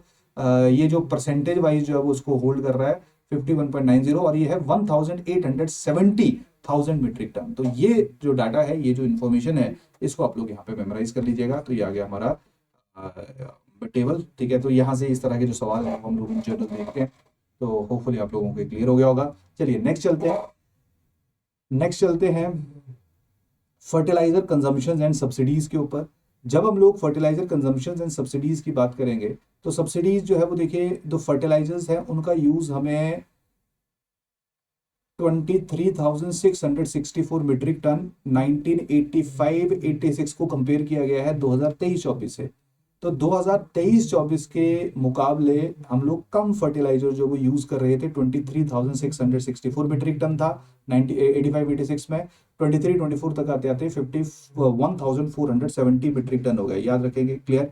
लेकिन आजकल जैसे जैसे समय आगे बढ़ रहा है वैसे वैसे जो है वो सरकार जो फर्टिलाइजर्स हैं, जो केमिकल फर्टिलाइजर्स हैं एंड पेस्टिसाइड्स हैं, उनमें जो हम लोगों को डिक्लाइनिंग ट्रेंड देखने को मिल रहा है, क्योंकि सरकार जो है वो इस स्पेसिफिक समय में जो ऑर्गेनिक फार्मिंग है और जो ऑर्गेनिक फर्टिलाइजर्स हैं उनको ज़्यादा से ज़्यादा जो है वो पुश कर रही है। और सरकार के द्वारा जो है वो 1000 पर मीट्रिक टन जो है उसकी सब्सिडी भी प्रोवाइड की जा रही है, ताकि लोग जो है वो नेचुरल जो फर्टिलाइजर्स हैं उनकी तरफ धीरे धीरे मूव करें, क्लियर। तो डिस्ट्रीब्यूशन ऑफ केमिकल्स की अगर हम लोग बात करें तो देखिए 2019-20 में 84.25 मीट्रिक टन के जो केमिकल फर्टिलाइजर्स हैं उनको डिस्ट्रीब्यूट किया गया। 2024 तक आते आते 60.01 मीट्रिक टन है। तो देखिए क्या कर रहा है, हम लोग एक सिग्निफिकेंट डिक्लाइन जो है, कंसिस्टेंटली हम लोग डिक्लाइन देख रहे हैं अगर हम लोग केमिकल फर्टिलाइजर्स की यूजेस को जो है वो हिमाचल प्रदेश के अंदर देखते हैं, क्लियर। अच्छा, इसके साथ साथ ये भी देख लेना फूड ग्रेन प्रोडक्शन के अंदर जो टोटल एरिया है वो कितना है, 853.88 थाउजेंड हेक्टेयर 1997-1998 के अंदर था, और 2023-24 के अंदर ये कम हो रहा है 688.69 थाउजेंड हेक्टेयर हो रहा है। क्यों? क्योंकि हम लोग अब धीरे धीरे फूड ग्रेन से, जैसे मैंने थोड़ी देर पहले भी बताया, हम लोग हॉर्टिकल्चर कॉमर्शियल क्रॉप जो उनकी तरफ अपने आप को मूव कर रहे हैं। तो ये दोनों डाटा जो यूज कर लेना कि कंपेरेटिव डाटा 2023-24 में कितना हेक्टेयर जो हम लोगों ने यूज किया, ये पुराने वाले टॉपिक से रिलेटेड था। तो सब्सिडीज वाला देख लीजिए कितना कितना मीट्रिक टन जो है, तो बेसिकली यहाँ पे कम था, यहाँ पे जो है वो वैसे तो इन जनरल जो है वो हम लोगों को डिक्लाइन होता हुआ देखने को मिल रहा है डन। लेकिन ओवरऑल जो है जब हम लोग बात करेंगे केमिकल्स की तो केमिकल्स में अब देखिए यहाँ पे 51,470 था। तो जब हम लोग 51,470 मीट्रिक टन की बात करेंगे तो ये वैसे तो इंक्रीज हुआ है, बट इन जनरल जो सरकार है उसके अकॉर्डिंगली जो डिस्ट्रीब्यूशन गवर्नमेंट के द्वारा किया जा रहा है उसमें हम लोगों को जो है वो डिक्लाइन देखने को मिल रहा है। क्लियर हो गई बात यहाँ डन। चलिए उसके साथ साथ जो है वो अलग अलग प्रोग्राम्स, अलग अलग लेबोरेटरीज की जो है हम लोग बात करेंगे। तो इस स्पेसिफिक समय में सरकार के द्वारा जो है वो सॉइल टेस्टिंग के ऊपर बहुत ज्यादा फोकस किया जा रहा है। सॉइल टेस्टिंग का सीधा सीधा लॉजिक यही है कि ऐसी जमीन जो जिस चीज के लिए यूजफुल है वहां पे वही चीज जो है वो उगाई जाए। यही कारण है सॉइल को मापने के लिए, सॉइल की के अंदर कौन कौन से मिनरल्स मौजूद हैं उसके लिए जो वो department of agriculture 11 soil testing laboratories, 3 fertiliser and seed testing laboratories, 2 bio control laboratories and state pesticide testing laboratory जो है उसको ऑपरेट कर रहा है। जहाँ पे जो फार्मर्स हैं उनको फ्री सॉइल टेस्टिंग सर्विसेज मिल रही हैं, और उसके साथ साथ जो वो एसएससी यानी कि सॉइल हेल्थ कार्ड भी बनाए जा रहे हैं, जहाँ से उनको पूरा अपनी जमीन की गुणवत्ता के बारे में पता चलता है। इसके साथ साथ अगर हम लोग बात करें सरकार के द्वारा, यहाँ पे हम लोग हिमाचल प्रदेश की स्कीम्स की बात करेंगे। जो हमारा सर्वे है इसमें यूनियन गवर्नमेंट की जो स्कीम्स हैं उनका भी जिक्र किया गया है, लेकिन हम लोग बात करेंगे सिर्फ हिमाचल प्रदेश की स्कीम्स की। हिमाचल प्रदेश की सरकार के द्वारा 2022-23 के बजट के अंदर जो है वो अलग अलग जो स्कीम्स थी सरकार की ना, बड़ी सारी ऐसी स्कीम्स थी जो एक ही तरह की स्कीम्स थी। तो गवर्नमेंट ने क्या किया था, गवर्नमेंट ने 2022-23 का जो बजट था उसमें एक मुख्यमंत्री कृषि संवर्धन योजना जो है उसको, उसके अंदर 7-8 स्कीम्स को जो है वो मर्ज कर दिया था। 2024-25 में इसके लिए 35 करोड़ का बजट जो वो सैंक्शन किया गया। जब हमने 25-26 का बजट भी पढ़ा तो वहां पे भी इस स्कीम के लिए जो अमाउंट सैंक्शन किया गया था वो हम लोगों ने डिस्कस किया। तो जब हम लोग मुख्यमंत्री कृषि संवर्धन योजना की बात करेंगे तो यहाँ पे अलग अलग ऑब्जेक्टिव है। जैसे फॉर एग्जांपल यहाँ पे वेजिटेबल प्रोडक्शन जो है उसको कैसे और ज्यादा इंक्रीज किया जा सके। अगर वेजिटेबल जो है उनको हम लोग अलग अलग क्लस्टर्स के अंदर जो है एक ही जगह के ऊपर बड़े क्लस्टर्स बनाएंगे, वहां पे वेजिटेबल्स को प्रोड्यूस करेंगे, उनको प्रोटेक्ट करेंगे, ठीक है, तो उनको चैनलाइज करना भी इजी होगा, उसके बाद जो मार्केट में पहुंचाना भी आसान होगा। तो ये भी स्कीम के अंतर्गत है। इसके साथ साथ जो सीड्स हैं उनकी क्वालिटी या क्वालिटी सीड्स को ज़्यादा से ज़्यादा जो है वो प्रोड्यूस किया जाए, इसके लिए जो है वो स्ट्रेंथनिंग सीड मल्टीप्लिकेशन, जहाँ पे सीड क्वालिटी को एनहांस किया जा रहा है थ्रू 36 डिपार्टमेंटल फार्म्स जो 17,000 क्विंटल जो अच्छी क्वालिटी के सीड है उनको सालाना प्रोड्यूस कर रहे हैं। इसके साथ साथ जो एग्रीकल्चरल लेबोरेटरीज हैं जिनके बारे में अभी हमने डिस्कस भी किया, उनको भी और ज्यादा इंप्रूव करना जो इसका मेन ऑब्जेक्टिव है। क्लियर, ताकि अलग अलग लेबोरेटरीज के अंदर जो और ज्यादा बेटर टेक्निक्स जो है उनको यूज किया जा सके और उनकी जो ओवरऑल टेस्टिंग टेक्निक है उसमें इजाफा हो। तो यह है पहली स्कीम जिसके लिए सरकार ने जो है वो पैसा सैंक्शन किया हुआ है। दूसरी बात है मुख्यमंत्री कृषि उत्पादन संरक्षण योजना। तो नाम से पता चल रहा है संरक्षण योजना जो वो बेसिकली हमारे यहाँ पे हिमाचल के अंदर जो वो वाइल्ड एनिमल्स जो है उनका बड़ा ज्यादा खतरा रहता है, सूरों का बड़ा खतरा है, उसके साथ साथ जो बंदर है उनका भी काफी खतरा है। तो यही कारण है सरकार के द्वारा जो है वो फेंसिंग एक स्कीम लॉन्च की गई थी, जहाँ पे जो है वो सरकार खेतों को, आप अपने खेतों के आसपास जो फेंसिंग कर सकते हो, जहाँ पे 70% जो पैसा है वो सरकार के द्वारा दिया जाएगा, 70% की जो सब्सिडी है वो गवर्नमेंट प्रोवाइड कर रही है। और सबसे बड़ी खासियत क्या थी कि ये जो फेंस थे ये बेसिकली सोलर फेंसिंग थी, ताकि क्योंकि जैसे कोई एनिमल इस पे आता था फेंसिंग पे तो उसको जो वो थोड़ा सा एक झटका लगता था बिजली का। क्लियर, तो जो पूरी की पूरी फेंसिंग है ये क्रॉप्स डैमेज को प्रोटेक्ट करने के लिए सरकार के द्वारा लॉन्च की गई थी, और जिस स्कीम के जरिए इसको इंप्लीमेंट किया जा रहा था उसका नाम था मुख्यमंत्री कृषि उत्पादन संरक्षण योजना, जिसके लिए 40 करोड़ रुपए का बजट 2024-25 में सरकार ने लॉन्च किया था। इसके साथ साथ नेक्स्ट है Himachal Pradesh crop diversification promotion project, जो कि Japan international corporation agency GICA के साथ जो है वो मिलकर हिमाचल प्रदेश लॉन्च कर रहा था। तो इस तरह के सवाल जो है वो पूछ लेते हैं। क्लियर, इसमें 50 करोड़ रुपया जो है वो सरकार के द्वारा 2024-25 बजट में एलोकेट किया गया। अब यहाँ पे एलोकेशन है, इस तरह के सवाल थोड़े कम जरूर देखने को मिल सकते हैं, बट इन जनरल आप लोगों को कौन कौन से इंपॉर्टेंट स्कीम्स हैं, उनके क्या क्या एस्पेक्ट्स हैं, उनके बारे में पता होना चाहिए। इस स्कीम के अंतर्गत सबसे पहला और सबसे इंपॉर्टेंट चीज आ रहा है जहाँ पे है इंफ्रास्ट्रक्चर डेवलपमेंट, जहाँ पे माइनर और माइक्रो इरिगेशन जो सेक्टर है उसको थोड़ा सा पुश किया जाए, फार्मर को जो वो ट्रेनिंग दी जाए, उनके वेजिटेबल प्रमोशन किया जाए और बेटर सीड जो उनको प्रोड्यूस करके दी जाए, value chain and market development, ठीक है, मार्केट के साथ लिंक बनाया जाए ताकि जो वो प्रोड्यूस करे उसको सेल करना थोड़ा सा इजी हो, और उसके साथ साथ जो फार्मर्स और एग्रीकल्चरल स्टाफ है उसकी कैपेसिटी बिल्डिंग की जा सके। ये बेसिकली जो वो Himachal Pradesh crop diversification promotion project का मेन ऑब्जेक्टिव था। इसके साथ साथ नेक्स्ट है मुख्यमंत्री किसान एवं खेतीहार मजदूर। अब देखिए हमारे यहाँ पे सबसे बड़ी प्रॉब्लम यही है कि जब भी हम फार्मर्स की बात करते हैं या उन लोगों की बात करते हैं जो खेती के ऊपर मजदूरी कर रहे हैं, उन स्पेसिफिक लोगों के लिए जो है वो इंश्योरेंस स्कीम नहीं थी, क्योंकि बहुत बार देखते थे कि काम करते हुए कभी ट्रैक्टर पलट जा रहा है ना, तो काफी लोगों की जो वो मृत्यु हो रही थी या काफी लोग डिसेबल्ड हो जा रहे थे, तो उनके लिए सरकार के द्वारा जो वो स्कीम लॉन्च की गई थी, दैट इज मुख्यमंत्री किसान एवं खेतीहार मजदूर जीवन सुरक्षा योजना। 2015-16 में स्कीम को लॉन्च किया गया था। इसका मेन ऑब्जेक्टिव क्या था, ये इंश्योरेंस प्रोवाइड करती थी किसको, फार्मर्स को और एग्रीकल्चरल लेबरर्स को। अगर किसी की मृत्यु हो जाती है, कोई इंजर्ड हो जाता है, जब वो फार्म मशीनरी को ऑपरेट कर रहा है, कभी बार देखते थे काटते काटते हाथ कट गया, ठीक है, चारा काटते काटते, तो उसके लिए जो कॉम्पनसेशन दी जा रही थी, अगर मान लीजिए किसी को पार्शियल डिसेबिलिटी हो रही है तो 10,000 से लेकर 40,000 रुपए का उसको कॉम्पनसेशन सरकार के द्वारा देगा। अगर परमानेंट डिसेबिलिटी हो जाती है तो 1 लाख रुपए का देगा। अगर डेथ हो जाएगी तो सरकार के द्वारा इस स्कीम के अंतर्गत किसान जिसकी मृत्यु होती है या मजदूर जो खेती की खेत के ऊपर काम करते हुए उसके साथ किस तरह की मिसहैपनिंग होती है तो 3 लाख रुपए जब उसको प्रोवाइड किया जाएगा। इसके साथ साथ एग्रीकल्चरल मार्केटिंग एंड रेगुलेशन के लिए जो हिमाचल प्रदेश के अंदर जो वो 10 डिस्ट्रिक्ट एपीएमसी जो है वो स्पेसिफिक समय में काम कर रही है। अभी इसके बारे में थोड़ी देर में डिस्कस करते हैं। ये सारे मार्केट यार्ड्स वगैरह जो है वो अभी आएगा, एक नेक्स्ट टॉपिक हमारा होगा, वहां पे इसको पढ़ते हैं। नेक्स्ट आ जाएगा प्राकृतिक खेती खुशहाल किसान योजना। तो जब हम लोग प्राकृतिक खेती की बात कर रहे हैं तो नाम से ही पता चल रहा है कि यहाँ पे बेसिकली जो सिंथेटिक फर्टिलाइजर्स हैं, पेस्टिसाइड्स हैं, उनके ऊपर डिपेंडेंसी जो है उसको कम करना है और जीरो बजट नेचुरल फार्मिंग को प्रमोट करना है, जहाँ पे हम लोग कंप्लीटली ऑर्गेनिक खेती करें। इस स्पेसिफिक समय में 2,19,383, ये थोड़ा डाटा याद रख लेना, नेचुरल फार्मिंग प्रैक्टिस कर रहे हैं और टोटल कितना हेक्टेयर है 37,599 हेक्टेयर। इसके साथ साथ 2024-25 में सरकार कह रही है 5,450 हेक्टेयर जो इसके अंदर लेके आया जाएगा। 2024-25 में नेचुरल फार्मिंग के लिए ये जो स्कीम है प्राकृतिक खेती खुशहाल किसान योजना, इसके लिए 15 करोड़ रुपए जो सरकार ने सैंक्शन किया था। नेक्स्ट आ जाएगा जल से कृषि को बल योजना। जल से कृषि को बल योजना का सीधा सीधा मतलब, जैसे अभी थोड़ी देर पहले भी हम लोगों ने डिस्कस किया कि हिमाचल प्रदेश के अंदर अभी भी 80% रेन फेड एग्रीकल्चर हो रहा है। बारिश के ऊपर हम लोग बहुत ज्यादा डिपेंडेंट है। लास्ट ईयर बारिश हुई नहीं तो खेती को ऑटोमेटिक सी बात है नुकसान हुआ। जब हम लोग जल से खेती को बल योजना की बात करते हैं तो यहाँ पे मेन ऑब्जेक्टिव यही है कि किस तरह से जो है वो इरिगेशन फैसिलिटी जो वो प्रोवाइड की जा सके, जहाँ पे अगर कोई रेगुलेट बह रहा है तो वहाँ पे चेक डैम बनाए जा सके जिससे जो वो सिंचाई के लिए पानी मौजूद रहे, पॉन्ड्स बनाए जाएं। क्लियर। तो इसके लिए जो वो सरकार के द्वारा जो वो लिफ्ट इरिगेशन है कि जैसे मान लो खड्ड बह रही है, वहां से पानी उठाया और उस जगह पे पहुंचा दिया जहाँ पे जो उसकी आवश्यकता है। इसके लिए 8 करोड़ रुपए जो सरकार ने 2024-25 में सैंक्शन किया था।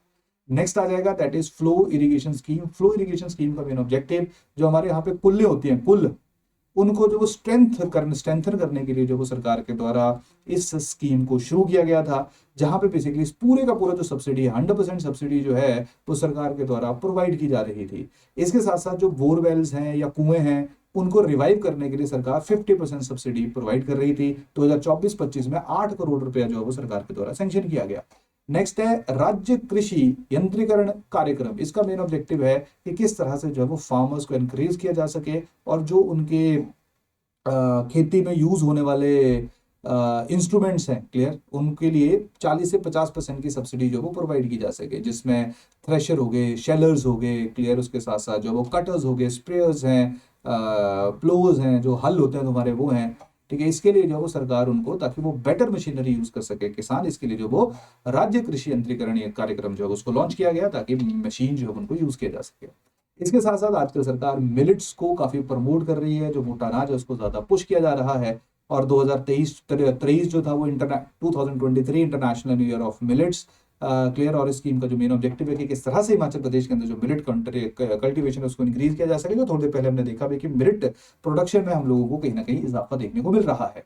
इसमें फार्मर ट्रेनिंग्स है, मिलेट फूड फेस्टिवल जो है वो प्रमोट किए जा रहे हैं। उसके साथ साथ जो वो सब्सिडाइज रेट पे सीड डिस्ट्रीब्यूट किए जा रहे हैं। टोटल 2024-25 में 1.51 करोड़ रुपए सरकार ने सैंक्शन किया। क्लियर। तो ये सरकार के द्वारा जो वो अलग अलग स्कीम्स लॉन्च की गई। अब हम लोग बात करते हैं HPSAMB की। अब देखो यार, ये जो इंस्टीट्यूशंस हैं, जैसे HPSC के बारे में भी हमने पढ़ा, उस तरह से HPSAMB ये हमारे लिए बहुत ज्यादा इंपॉर्टेंट है। अगर हम लोग HPSAMB की बात करें, Himachal Pradesh state agricultural marketing board, इसका जो मेन ऑब्जेक्टिव है, इसके अंडर ही आप लोगों को जो है वो प्रॉपर जो पूरा मार्केट इंफ्रास्ट्रक्चर है वो डेवलप होता हुआ देखने को मिलेगा। जहां पे आप लोग देखोगे कि अलग अलग जगहों के ऊपर जो है वो, आसान भाषा में, जो हम लोग मंडियां देखते हैं अलग अलग जगहों के ऊपर, जो मंडियां हमारे द्वारा देखी जाती हैं, वो काफी हद तक उनको ओवरसी करने की जो रिस्पॉन्सिबिलिटी होती है वो Himachal Pradesh state agricultural marketing board की ही रहती है। तो HPSAMB इस स्पेसिफिक टाइम पे 79 होलसेल मार्केट्स, होलसेल मंडियां जो हैं उनको हिमाचल प्रदेश के अंदर जो ओवरसी कर रहा है, जिसमें से 10 जो है वो प्रिंसिपल मार्केट यार्ड्स हैं, ठीक है, जो मेन है, जहां पे स्टोरेज फैसिलिटी होती है, कोल्ड स्टोरेज फैसिलिटीज होती है, काफी बड़ा स्पेस इसका होता है। और 69 जो है इसमें सब मार्केट यार्ड्स हैं। तो ये दोनों याद रखना, 10 प्रिंसिपल मार्केट यार्ड्स आ जाएंगे जो मेनली डिस्ट्रिक्ट के हेडक्वार्टर्स के अंदर मौजूद है, और 69 सब मार्केट यार्ड्स आ जाएंगे जो इसी मेन मार्केट यार्ड के साथ जो अटैच्ड होते हैं। तो जो मंडियां हैं आपकी, वो आपको डिस्ट्रिक्ट हेडक्वार्टर के साथ साथ जो छोटे छोटे टाउन्स हैं वहां पे भी देखने को मिलती है, उनको हम लोग सब मार्केट यार्ड्स कह देते हैं। क्लियर। इसके साथ साथ जो है वो 38 मार्केट जो है they are connected with national electronic market e NAM के साथ जो है वो उनको लिंक कर दिया गया है, ताकि जो ट्रेडिंग है वो डिजिटल हो सके, वहां पे फिजिकल जाने की हम लोगों को आवश्यकता ना पड़े।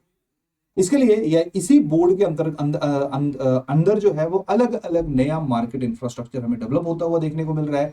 जैसे fruits and vegetable wholesale market जो है वो बंदरौड़, कुल्लू, शिलारू एंड टुट्टू, शिमला, जाट मंडी, परवाणु, सोलन यहाँ पे कंप्लीट हो चुकी हैं। और इसके साथ साथ जो वो नई मार्केट्स बन रही हैं, मेहंदली, थरमाटी, शिमला, पतली कुल, कुल्लू, जो कि 85% जो वो कंप्लीट हो चुकी है। क्लियर।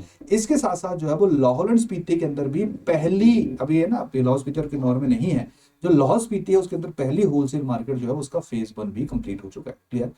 उसको phase 1 construction has already been awarded, construction के लिए जो है वो उसको अवार्ड यानी कि दे दी गई है। अब इसकी जो वो होपफुली शुरुआत हो चुकी होगी। तो development of new market infrastructure में तो यहाँ से हम लोगों ने क्या देखा, कौन कौन सी जगहें हैं जहाँ पे नया होलसेल मार्केट जो है फ्रूट्स एंड वेजिटेबल मार्केट हमें बनती हुई देखने को मिल रही है, और कहाँ पे 85% कंप्लीशन हो गया। तो ये डाटा नंबर जो है वो आप लोग थोड़ा सा ध्यान रखना।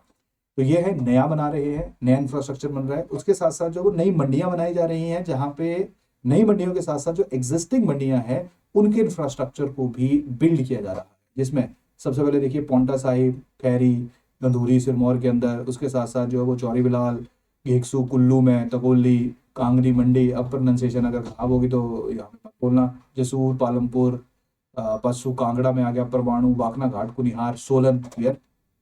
इसके साथ साथ अगर हम लोग जो वो एमएसपी की बात करेंगे तो 10 सेंटर्स हैं जिनमें राबी और खरीफ के जो क्रॉप्स हैं उनको प्रोक्योर किया जा रहा है।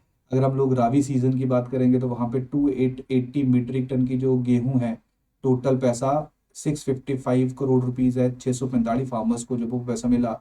खरीफ की अगर हम बात करेंगे तो खरीफ के पैडी जो है वो 36,901 मेट्रिक टन की जो पैडी है, जिसकी टोटल जो कॉस्ट 85.34 करोड़, ये प्रोक्योर किया गया 5,572 फार्मर से। क्लियर। तो हिमाचल प्रदेश के अंदर जो इसको हमें प्रोक्योरमेंट होती हुई देखने को मिल रही है। इसके साथ साथ जो फार्म लेवल इंफ्रास्ट्रक्चर डेवलपमेंट है, 60 metric ton pre cooling chamber बन रहा है खड़ा पत्थर के अंदर। 50 metric ton vans deployed for agricultural produce, transportation करने के लिए जो वैन्स की जो वो डिप्लॉय कर दी गई हैं। 95% of the cold chain projects is completed. Clear. तो चलो इतना ज़्यादा रेलेवेंट नहीं है डाटा। इसके साथ साथ आ जाइए ई नैम में बेसिकली क्या है, जहाँ पे नेशनल एग्रीकल्चरल मार्केटिंग के साथ जो उसको लिंक किया जा रहा है। तो 26 मार्केट्स हिमाचल प्रदेश के अंदर ऐसे हैं जो ऑलरेडी ई नैम के साथ जो इनको इंटीग्रेट किया जा चुका है। क्लियर। 1,25,517 फार्मर्स जो है एंड 2,322 ट्रेडर्स जो है they are registered on e NAM. 82 communities जो उनको ट्रेड किया जा रहा है। टोटल ट्रांजेक्शन वैल्यू जो है वो 1,668.49 करोड़ रुपीस की है। तो ये कहीं ना कहीं जो डिजिटलाइजेशन ऑफ मंडी है उससे संबंधित डाटा हम लोगों को देखने को मिल रहा है। उसके साथ साथ 123 फार्मर एफपीओज जो है they are also registered on e NAM. इसके साथ साथ अगर हम बात करें 2024-25 ये 23 अपना जो है वो दिसंबर 2024 तक का डाटा है। अगर हम लोग ओवरऑल फाइनेंशियल ईयर की बात करें, क्लियर, तो उसमें जो वो 9,184 फार्मर्स जो है they have received 129.65 crore. Clear. इसी स्पेसिफिक स्कीम के अंतर्गत। इसके साथ साथ जो वो डिजिटलाइजेशन की अगर हम बात करेंगे तो सरकार के द्वारा जो वेब पोर्टल है वहाँ पे 4,128 लाइसेंसेस जो है वो ऑनलाइन ही इशू किए गए हैं। क्लियर। इसके साथ साथ जो है वो ई ऑफिस सिस्टम जो है वो एपीएमसी और HPSAMB, ये बेसिकली जो APMCs हैं ये मंडियों को ओवरसी करता है। ये बेसिकली जो है वो HPSAMB के अंडर ही काम करता है। क्लियर। इसके साथ साथ जो वो universal cartel system for Apple packaging. Clear. तो सरकार ने जो एक फिक्स वेट कर दिया हुआ है फॉर एप्पल पैकेजिंग, ताकि जो पेमेंट है वो एक्चुअल वेट के ऊपर जो वो हो सके। क्लियर। इसके साथ साथ जो वो एप्पल मार्केटिंग के लिए जो है वो उससे रिलेटेड भी जो डाटा है वो हमारे यहाँ पे है, जहाँ पे 2.09 करोड़ एप्पल बॉक्सेस जो है दे आर ट्रेडेड, जिसमें से 1.17 करोड़ बॉक्सेस जो हैं वो APMC की जो मार्केट्स है जो मंडी है वहीं पे बेचे गए। इसके साथ साथ जो है वो 2023 की अगर हम बात करेंगे तो 1.82 करोड़ बॉक्सेज जो वो ट्रेड किया गया था, जिसमें से 89.80, तो यहाँ पे आप देख लीजिए कि जो मंडियाँ हैं वहाँ से आप लोगों को मैक्सिमम सेफ जो है वो डिस्ट्रीब्यूट होता हुआ देखने को मिल रहा है। क्लियर।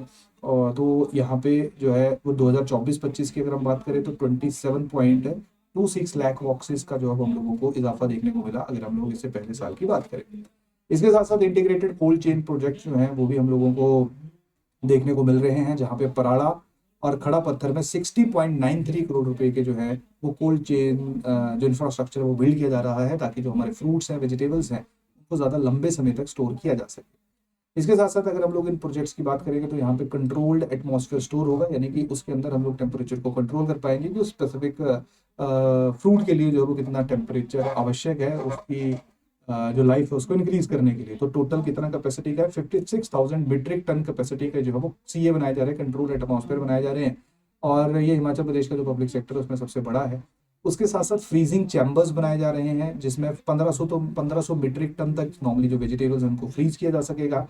उसके साथ साथ ग्रेडिंग एंड अलग से ग्रेडिंग एंड सॉर्टिंग लाइन बन रही है, जहाँ पे 10 मीट्रिक टन पर आवर, जैसे होता है ना, एक एप्पल के भी अलग अलग ग्रेड्स होते हैं, लेकिन उसके बेसिस के ऊपर उसकी फाइनल वैल्यू जो वो डिसाइड होती है।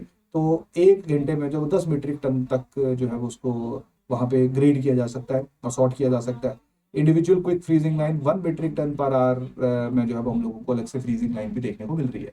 इसके साथ साथ ये जो स्पेसिफिक टाइम पे होता है, क्योंकि देखिए सबसे बड़ी प्रॉब्लम क्या आती है कि वेजिटेबल्स और जो फ्रूट कल्टिवेटर्स हैं उनके लिए सबसे बड़ा चैलेंज यही होता है कि उनको पता है कि अगर जल्दी से जो है वो इम्प्लीमेंट नहीं करेंगे या जल्दी से चीज़ों को डिस्ट्रीब्यूट नहीं करेंगे तो उनके ऊपर जो है तो उनकी जो चीज़ें वो खराब हो जाएंगी। यही कारण है कि बहुत बार जब सेल करने वाला लोग जो इंडिविजुअल्स होते हैं वो देखते हैं कि चीज़ें खराब होनी शुरू होगी तो उनको वो सस्ते में बेचनी पड़ती है। तो अगर उनके पास एक प्रॉपर इंफ्रास्ट्रक्चर हो जो उनकी चीज़ों की लाइफ इंक्रीज कर सके तो उससे बेटर चीज़ उनके लिए कोई नहीं हो सकती है। तो यही कारण है कि जो डिस्ट्रेस सेल है और जो एप्पल की क्वालिटी है उसको इम्प्रूव करने के लिए सारे के सारे जो काम है वो सरकार के द्वारा किए जा रहे हैं।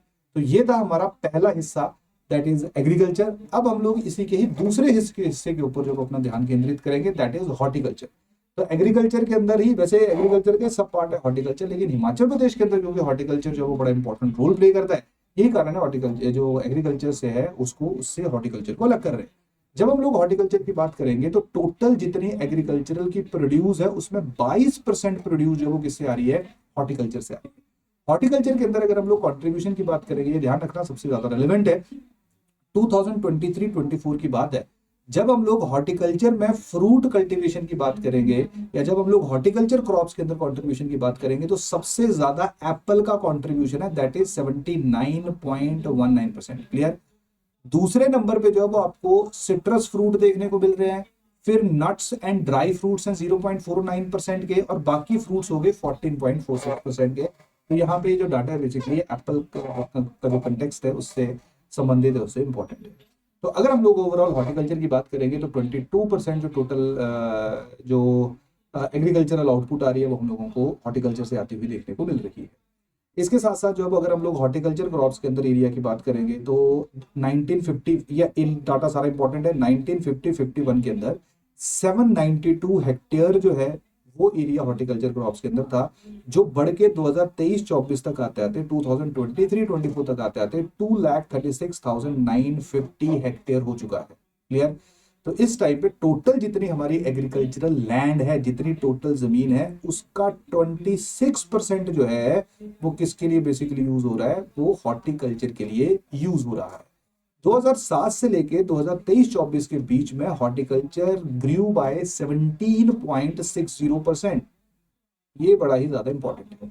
अगर हम लोग हॉर्टिकल्चर क्रॉप्स की बात करें तो हमारे यहाँ पे एप्पल, मैंगो, ऑरेंजेस, पियर, प्लम, पीच, गलगल, एप्रिकॉट, ये हमारा राज्य जो है वो प्रोड्यूस करता है।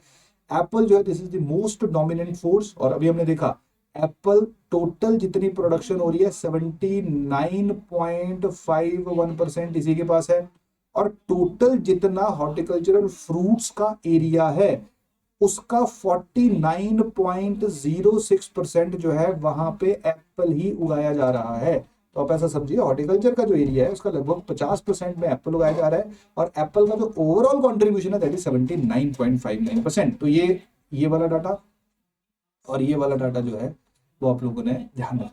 क्लियर। चलिए नेक्स्ट देखिए, एप्पल कल्टीवेशन को किस तरह से इंप्रूव किया जा रहा है या किस तरह से एप्पल कल्टीवेशन का जो एरिया है उसमें हमें इजाफा देखने को मिल रहा है। तो देखो पहले तो हमने देखा कि ओवरऑल हॉर्टिकल्चर और जो फ्रूट्स हैं उनमें कितना इंक्रीज हो रहा है। क्लियर। अब हम लोग देखते हैं कि एप्पल का क्या है। 1950-51 में सिर्फ 400 हेक्टेयर की जो जमीन थी उस पर एप्पल लगाया गया। 2023-24 तक बढ़ते बढ़ते ये 1,16,240 हेक्टेयर हो गया। क्लियर? तो आप समझ सकते हो कि कितना ज्यादा इंक्रीज जो है हम लोगों को देखने को मिल रहा है। 2007-8 की जो है वो अगर हम लोग बात करेंगे तो 21.4% का जो हम लोग इंक्रीज देख रहे हैं।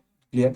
इसके साथ साथ जो वो बाकी फ्रूट्स की भी बात करें एप्पल के अलावा, ठीक है, तो जो हमारे टेम्परेट फ्रूट्स आ गए, क्लियर, बाकी फ्रूट्स आ गए जो एप्पल के अलावा ठंडे इलाकों में लगते हैं, 1960-61 में 900 हेक्टेयर जमीन के ऊपर इनको उगाया जा रहा था। अब इनको जो वो 27,373 हेक्टेयर में उगाया जा रहा है। ध्यान रखना डेट जो है वो आपकी 2023-24 की। नट्स एंड ड्राई फ्रूट्स की अगर हम बात करें 60-61 में 231 हेक्टेयर्स में नट्स एंड ड्राई फ्रूट्स को उगाया जा रहा था। 2023-24 तक आते आते 9,277 हेक्टेयर हो गया, इंक्रीज हुआ है।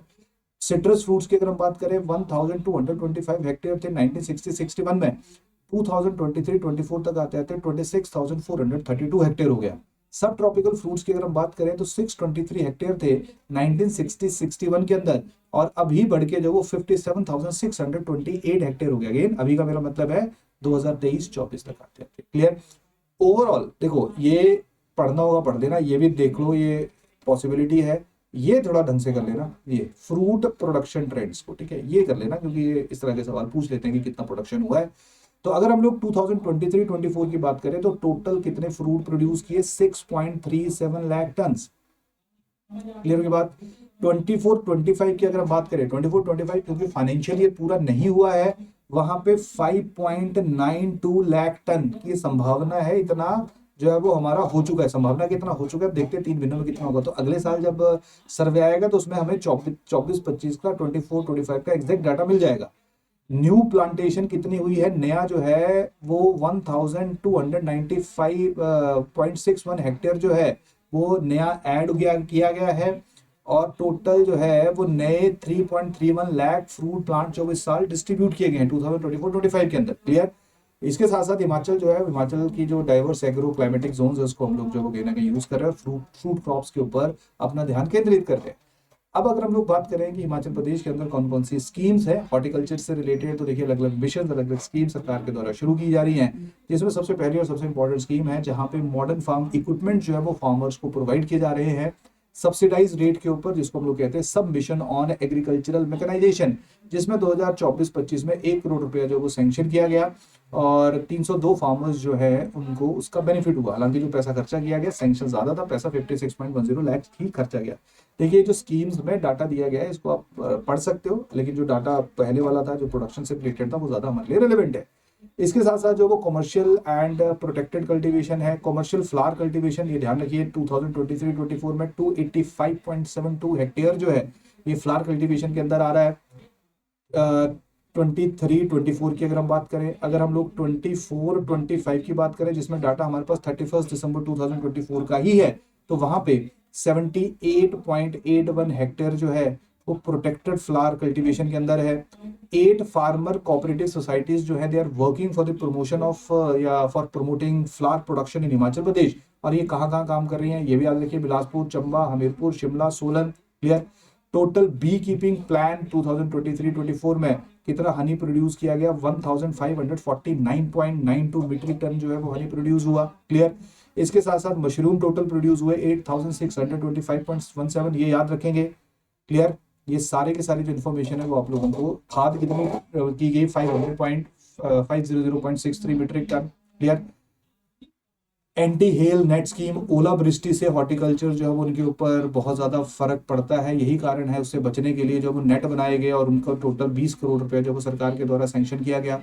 मुख्यमंत्री कीवी प्रोत्साहन योजना, हिमाचल प्रदेश में कीवी फार्मिंग को प्रमोट करने के लिए 1 लाख रुपया जो है वो बजट में सैंक्शन किया गया था। क्लियर?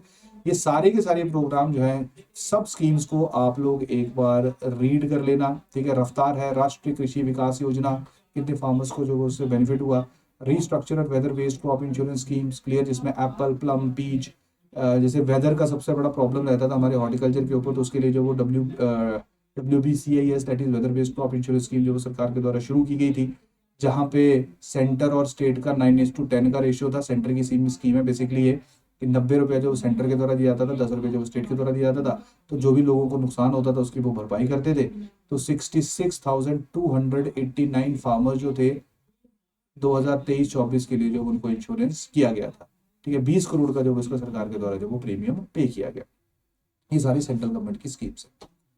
क्लियर। चलिए नेक्स्ट चलते हैं, दैट इज एचपीएमसी। एचपीएमसी की अगर हम बात करें, that is Himachal Pradesh marketing corporation. HPMC जो आपने देखा है बहुत ज्यादा जो स्पेसिफिक टाइम पे जो फ्रूट रिलेटेड प्रोडक्ट्स हैं उनको काफी हद तक जो है वो पुश कर रही है।